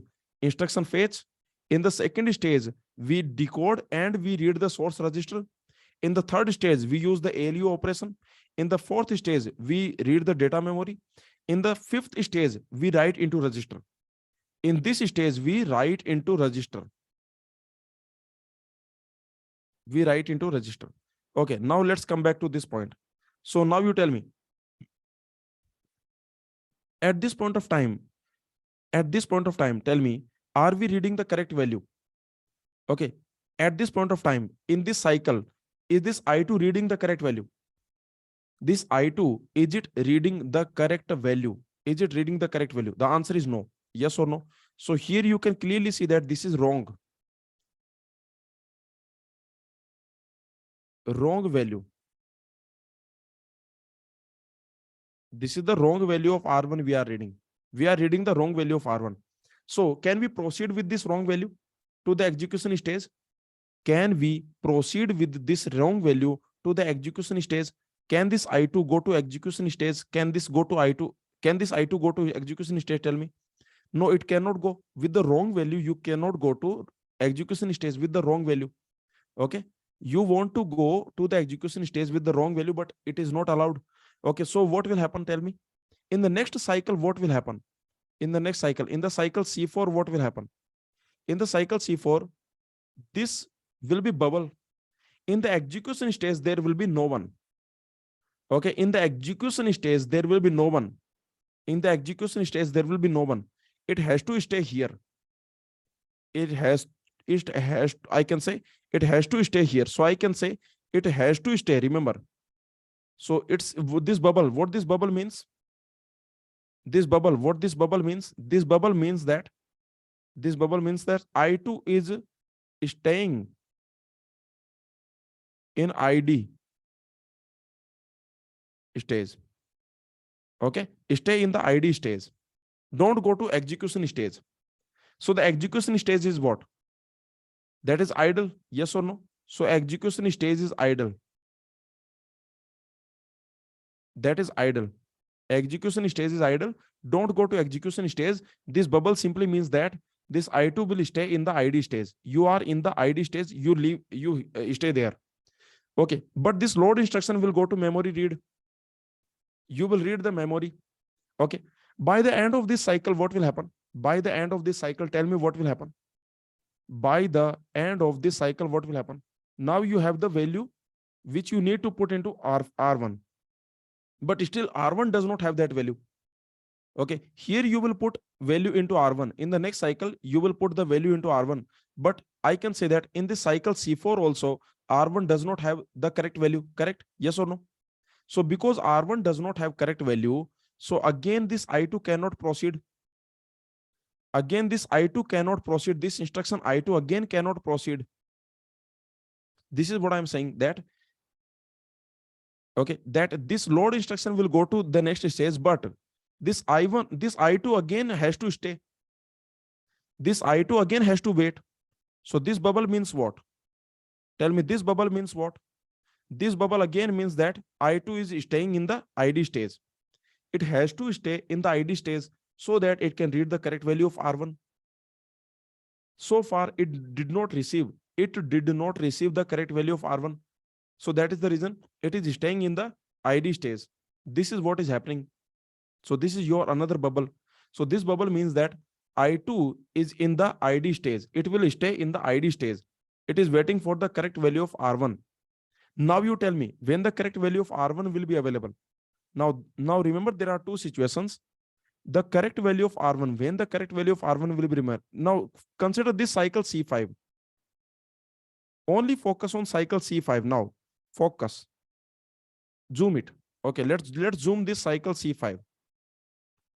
Let's zoom it. Next page. On the next page, I will zoom this cycle C5.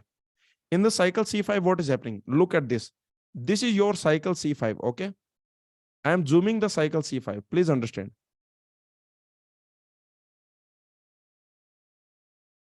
Okay. This is your cycle C5. Clear? I am zooming it. Look at this cycle C5. Tell me, at this point of time, okay, here, before the cycle C5, who is where? Tell me, where is I1 and where is I2? You tell me their locations. Where is I1? Where is I2? I2 is in the ID stage, waiting. Okay, yes or no? Waiting for R1 correct value. Can I say? Please understand. Let me know. Is this clear? See, I am zooming this cycle C5. Did you understand this I2? That I2 is in the ID stage, waiting for R1 correct value. And what about I1? Where is I1? I1 is just going to C5. I1 is just going to write into R1. Can I say? Can I say it is going to write into R1? It is going to write into R1. It is going to write back stage. It is going to write back stage in the cycle C5. Now I am zooming the cycle C5. Please understand. I am giving you the zoomed version of cycle C5. Okay. So in the cycle C5, what will happen? In this entire cycle C5, what is going to happen? In this cycle C5, in this duration, what will happen? In this duration, I1 will write into R1. Okay. I1 will write into R1 and I2 wants to read R1. Wants to read correct value of R1. This is what I1 wants, and this is what I1 is doing, and this is what I2 wants. So you tell me. Now there are two situations. What are the two situations? If this happens that in the first half, let's assume In the first half, you read the register, and in the second half, we write the register. We have this setting. In our pipeline, we have this setting. Okay, remember, in our pipeline, in our hardware, we have this setting that in the first half of the cycle, we will read the register. In the second half, we will write the register. Now you tell me, the correct value will be available where? The correct value of R1 will be available where? Correct value of R1 will be available where? Because the correct value of R1 will be available in the second half. Yes or no? I1 will write. So the correct value of R1 will be available in the second half, end of the cycle. Very good. So at this point, please understand, because here I1 will write. In this situation, here I1 will write into R1.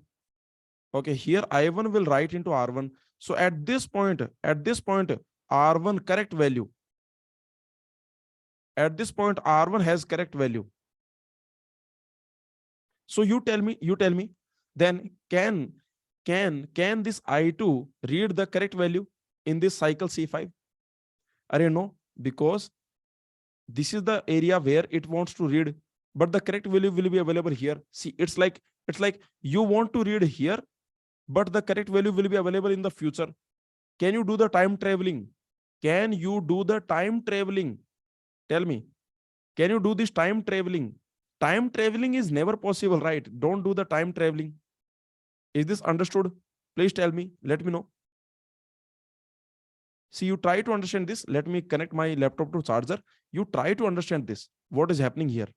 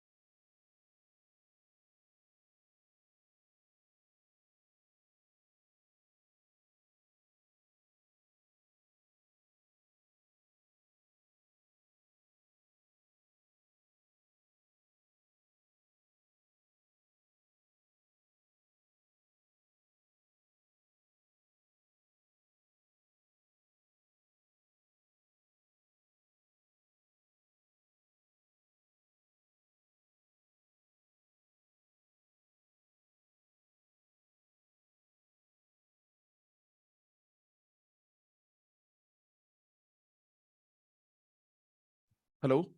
Hi, everyone. So please tell me, did you understand this? That in the second half of the cycle C5, look at the cycle C5. In the second half, we are writing into R1. The correct value will be available here. Okay, at this point, the correct value will be available here. So can I2 read the correct value? Can I2 read the correct value? Here I2 is reading. Here I2 is reading. Remember, here I2 reading R1. So can it again? It will what it will get? Again, what it will get? Again, it will get the wrong value. Yes or no? Again, it will get the wrong value. So tell me what we need to do then? Then what we need to do?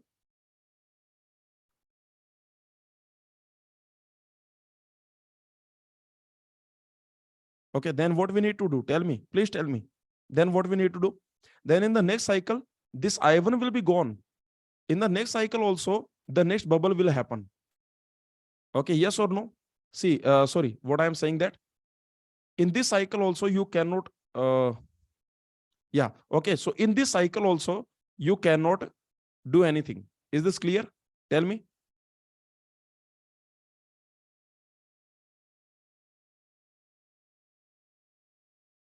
Okay, so this is what I'm saying, that in this cycle also, look at it, this cycle C5 also, it has to read now. In the next cycle, it has to read. So finally, it has to read. Here in this cycle, it will read, right? In this cycle, finally, I2 reads. Again, I2 is in the ID stage. Yes or no? Again, it is in the ID stage. Is this clear? In the next cycle, it will read. Okay, is this clear? Please tell me. Let me know. Let me know. Is this clear? No, see, it depends on the hardware. Either you can do this or you can do this. There are two things you can do. It depends on the hardware. Depending on the hardware, two things you can do. I'm telling you, there are two type of implementations. There are two type of implementations. There are two type of implementations. There is one implementation where, okay, in one implementation we read first, we register read we do. Okay, in the first implementation we do the register read in first half. We do in the first half of cycle, and we do register write in second half of cycle.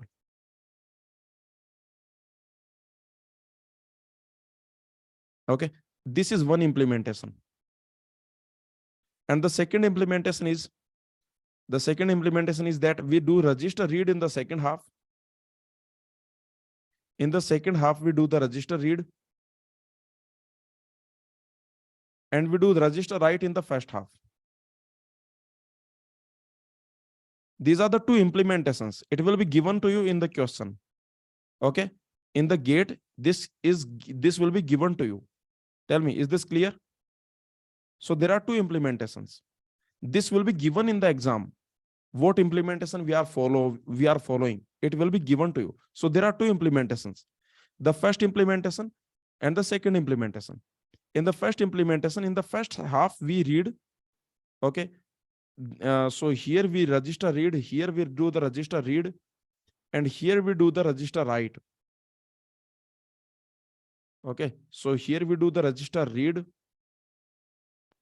and here we do the register write. And there is another implementation. In the another implementation, what we do? In the another implementation, here we do the register read, and here we write register, write into register. Please tell me, is this clear? Let me know. So there are two implementations. In the exam, it will be given to you. Which implementation they are using, it will be given to you. In the exam, this will be given to you, which implementation they are using. Okay, now I am explaining the first implementation. I am explaining the first implementation, that in the first implementation, you again will read the wrong value, right? Yes or no? Did you understand that? In the first implementation, if you consider the first implementation, then again, what we need to do? Then what we need to do? Then this, here it will read. So this ID stage will again another bubble. See, this ID stage, then bubble, then bubble, then bubble. There will be three bubbles. Why three bubbles? Because in this cycle, then you will read. Yes or no? Where you will read the correct data? You will read the correct data in the cycle C5, C6. In the next cycle, you will read the correct data. Please tell me, is this clear? In the next cycle, you will read the correct data. Okay. Then finally, in the next cycle, it will go to the execution stage. Then it will go to the memory access stage and so on. So these bubbles are coming. Three bubbles have come. Not clear? Take your copy pen. Please take your copy pen. See, if you just watch it like a movie, then how it will be clear? Take your copy pen and just check it out. What is happening here? Let me know, is this point clear? If you have doubt, just ask. There are two implementations.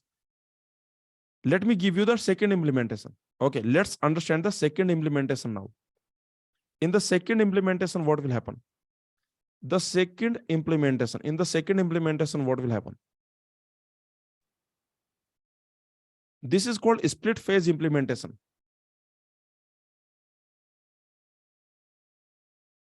Some people call it split phase. Some people, not all people, some people call it split phase. In this split phase implementation, what we do? In this, we do this. that in the first half, okay, let's assume that this is your cycle.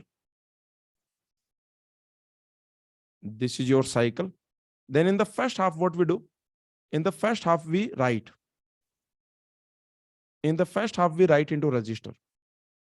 Okay, we write into register in the first half, and we read register in the second half. Okay, we read the register in the second half. This is the implementation.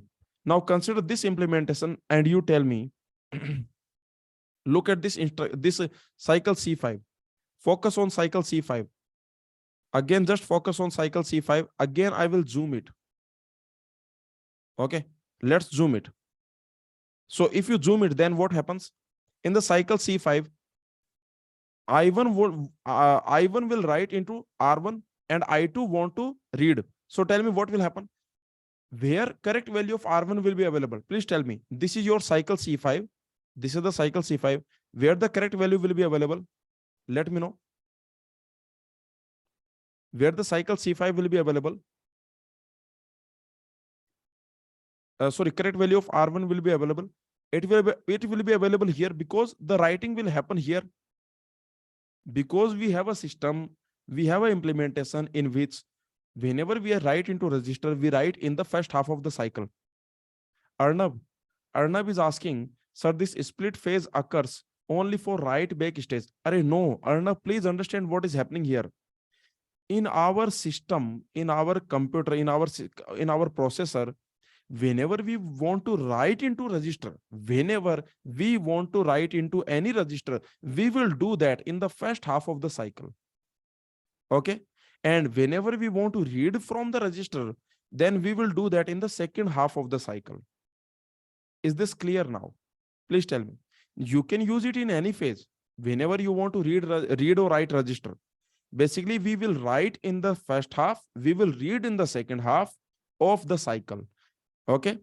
Now it does not matter like what you can do it. You can use it in any stage, depending on your, like in that stage, are you reading or writing register?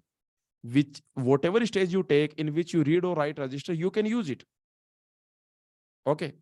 So anyway, now let's see the point. Very simple, that here you will basically write yes or no. So can I say at this point of time, R1 has correct value? Can I say R1 has correct value at this point of time? Tell me. Can I say this has correct value? So can I2 read the correct value? Can I2 read the correct value? Yes. I2 reads R1, and that is a correct value.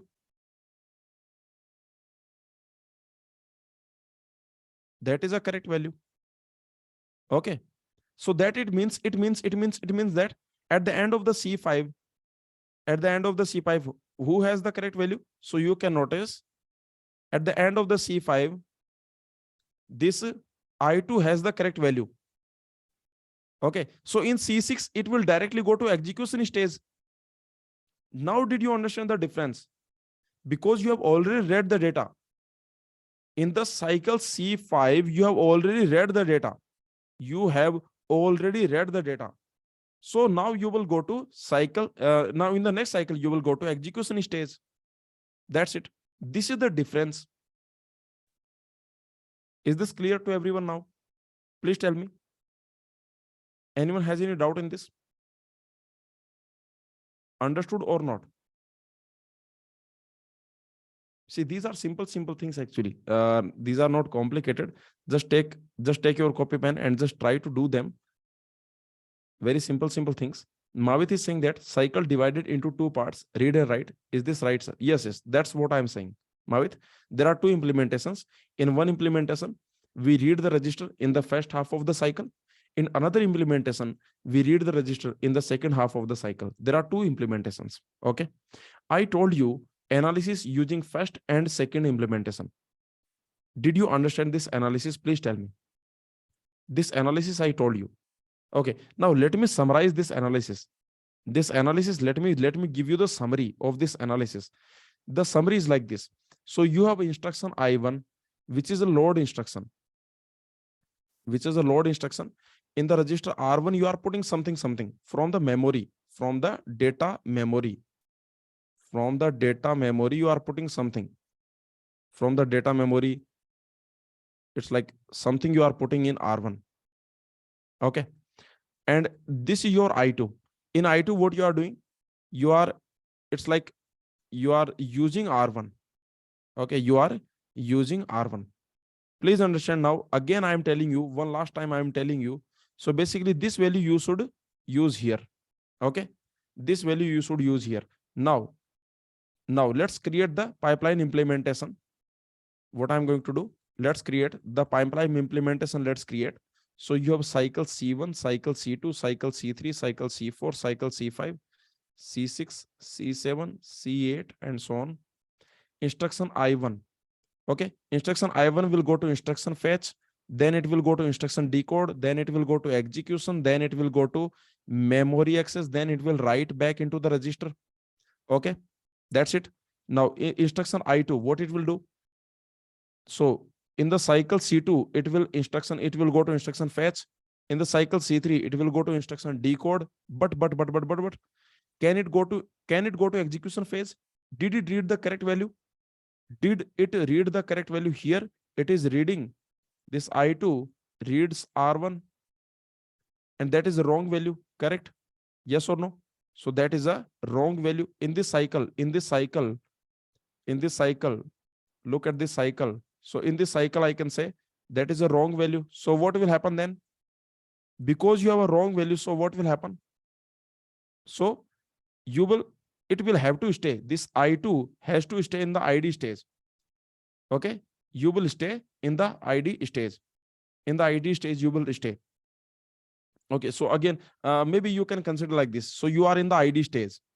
Again, you are in the ID stage. Is this clear? You can write like this.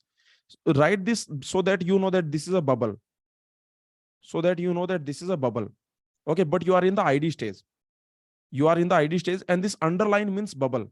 Is this clear? Is this clear that this underline means bubble? This underline simply means bubble. Because here execution stage is idle.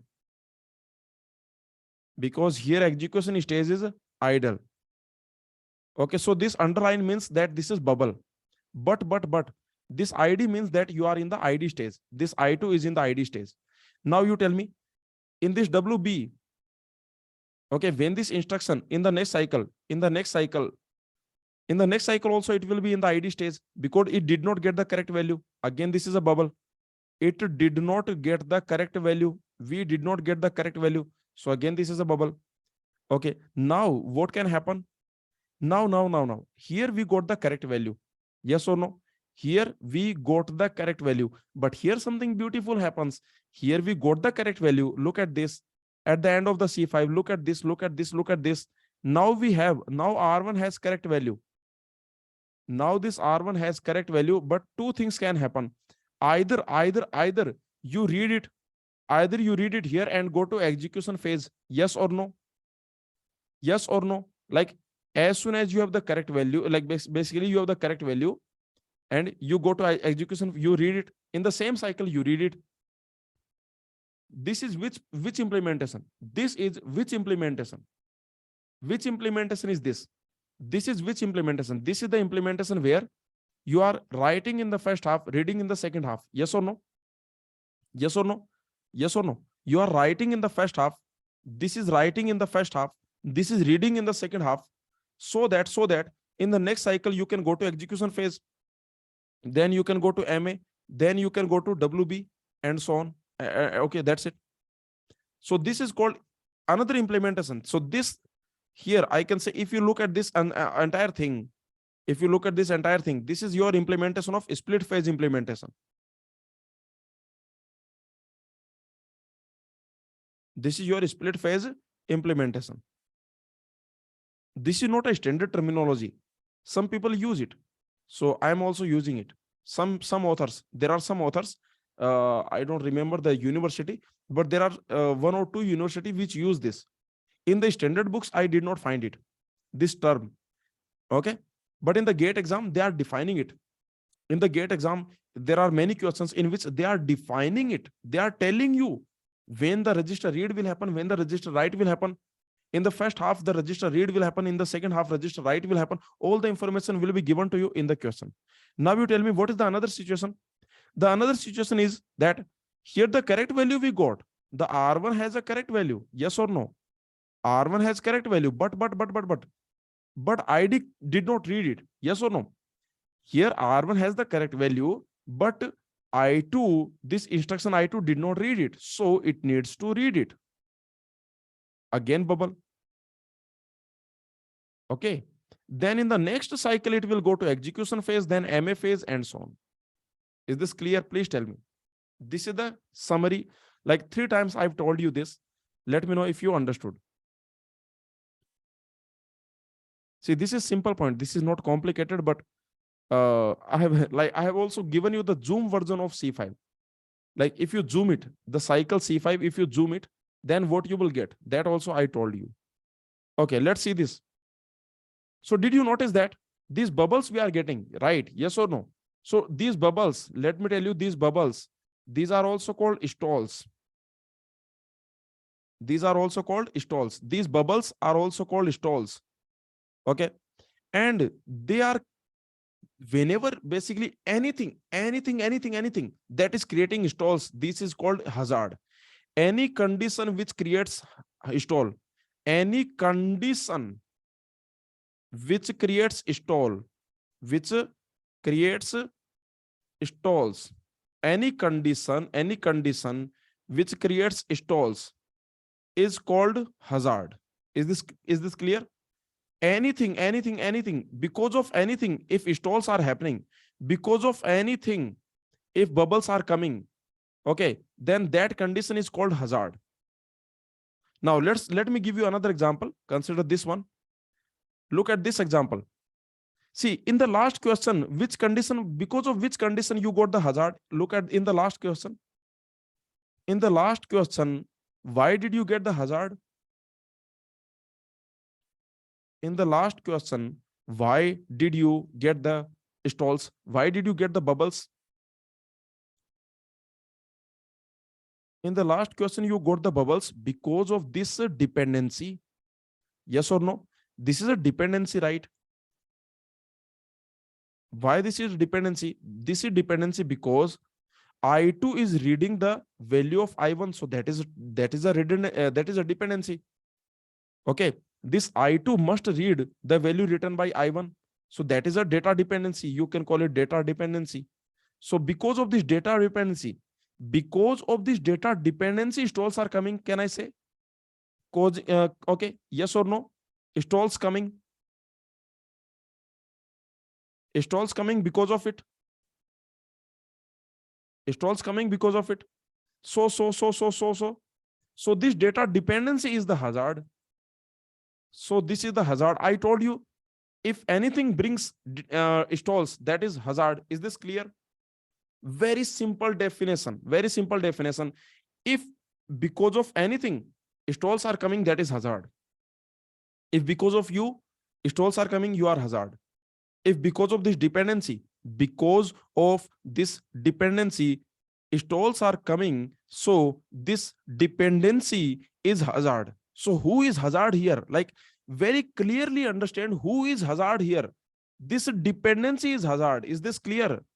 This dependency, this arrow, this dependency is the hazard. Is this clear? Who is hazard here? This dependency is the hazard. And because of hazard cycle, these stalls are coming, the bubbles are coming. Okay, let's see another question. Here is one misconception. Okay, this misconception I have seen in many students have this misconception. So just I want to tell you this misconception because you will also see this many times. Misconception. I have seen this. Students, they talk about like consecutive instructions. Okay, have you seen this? Like they will talk about consecutive instructions, that hazard will happen because of consecutive instructions. Hazard will happen because of consecutive instructions. Okay, hazard happens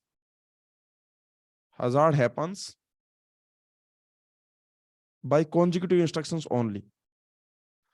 Let me tell you, like I don't know from where students are learning this. Actually, I know who is teaching all these wrong concepts, but the point is that these things are not like those teachers are learning from where I don't know.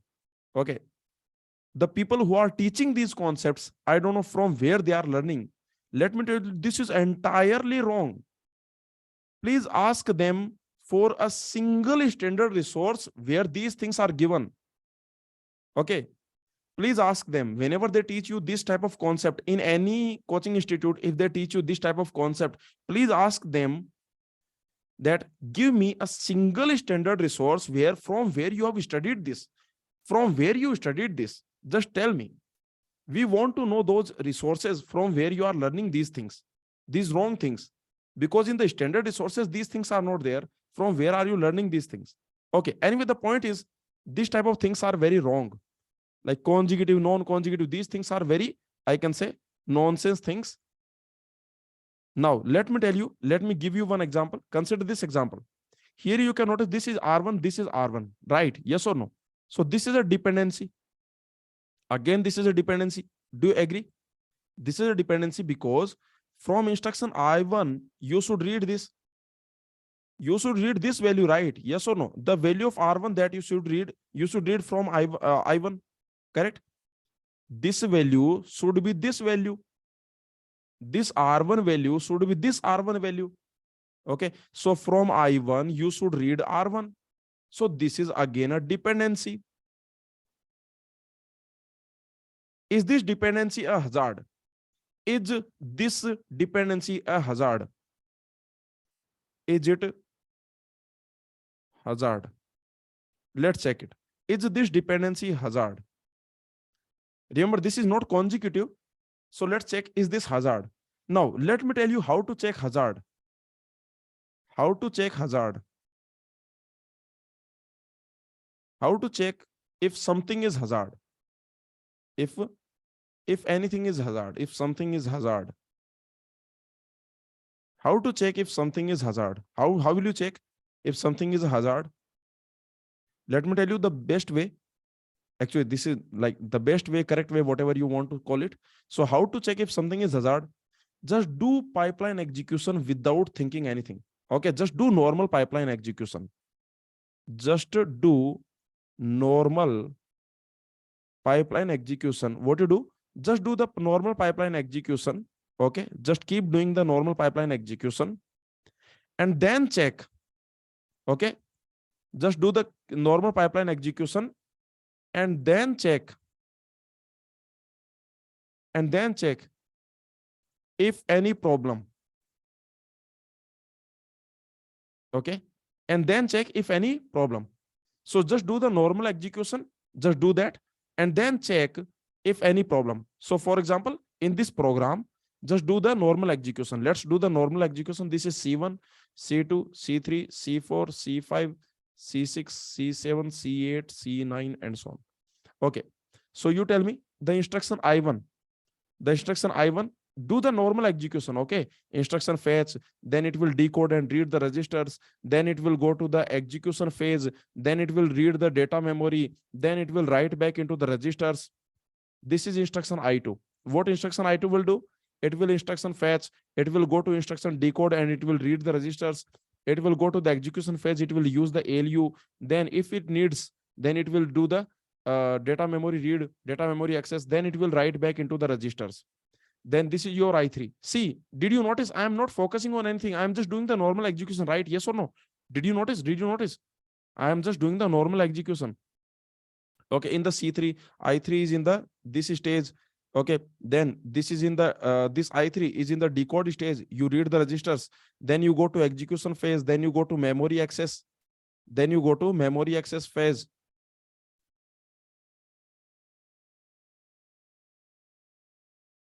Okay, and then you go to register back, right back. Okay, so so if there is no problem, then this will happen, right? But is this correct execution? Now you check, is this correct execution? Is this correct execution?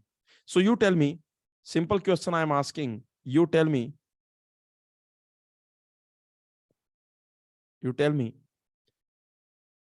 this R1 we should read, right? When this R1 will be available, just tell me, when this R1 will be available, in which cycle R1 will be available, in which cycle R1 will be available.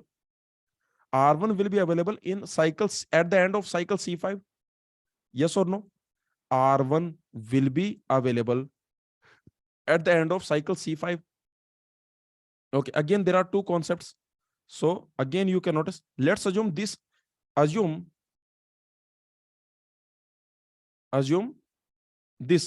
that read happens in the first half, write happens in the second half. Assume register read happens in the first half and write register happens in the second half. Okay, is this clear?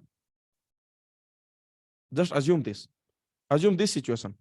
So tell me, in this situation, what will happen? In this situation, you tell me. So here R1 will be available, right? Here R1 available. Here R1 correct value. At the end, the R1 correct value will be, we will have. Okay. But I3 is reading the correct. I3 is reading the R1 where? I3 is reading R1 where? The correct value will be here. The correct value will be here. I3 is reading R1 where? Here, yes or no? Yes or no? Here I3 reading R1. So did it read the correct value or wrong value? Did it read correct value or wrong value? Wrong value, right? So that's the reason. Did you notice? So that's the wrong value. So that's it. So finally, I can say this is the hazard. See, whatever assumption you make, even if you take this situation, then also it is hazard. Correct? Then also it is hazard. Like for example, if you do write here, if you do register write here, and if you do register read here, then also it is then also here R1 will correct value will be there. Here you will have R1 correct value, and here what you will have, maybe, or I can say R1 correct value will be like in the middle of the cycle. So can I say, okay, just put this, just put this. Okay, this is telling you what? See, okay, this is telling you what? This is telling you that in the middle of the cycle, R1 has the correct value. In the middle of the cycle. So this you put. In the middle of the cycle, R1 has the correct value. But where are we reading the value? But you are reading the value here again. I3 reading correct. I3 reading R1. So that is a wrong value. Yes or no? And that is a wrong value. Is this clear? That is a wrong value. So did you notice this is a hazard? That's it. So is this a hazard? The answer is a yes. Is this clear? Please tell me. Let me know. Is this clear or not? That this was hazard. This dependency is hazard. Understood how to check hazards? Did you understand how to check hazards? Did you understand? Just do the normal pipeline execution. Okay. Just do the normal pipeline execution you do, and then you check if there is any problem. Okay. If there is any problem, that's it. So this is your hazard. So you can notice in this program, this dependency is hazard. This dependency is the hazard. I hope you understood. Now let me ask you one beautiful question. So what is a hazard? Hazard is any situation which causes stalls. Any situation which causes stalls. Any condition that will cause stalls, that is a hazard. Okay. Now, let's see the difference between data dependency and hazard. This difference, let me tell you. Shall we take a break? Should we take a break? And after the break, we continue. Data dependency and hazard. Tell me. Okay, so let's take a small break. Okay, 10-minute break. Dinner break. Okay, so let's take 10-minute break. After 10 minutes, we will meet so that we can complete this chapter I want to complete. Okay, so after 10 minutes at 10:30, we will meet. Okay, so thank you.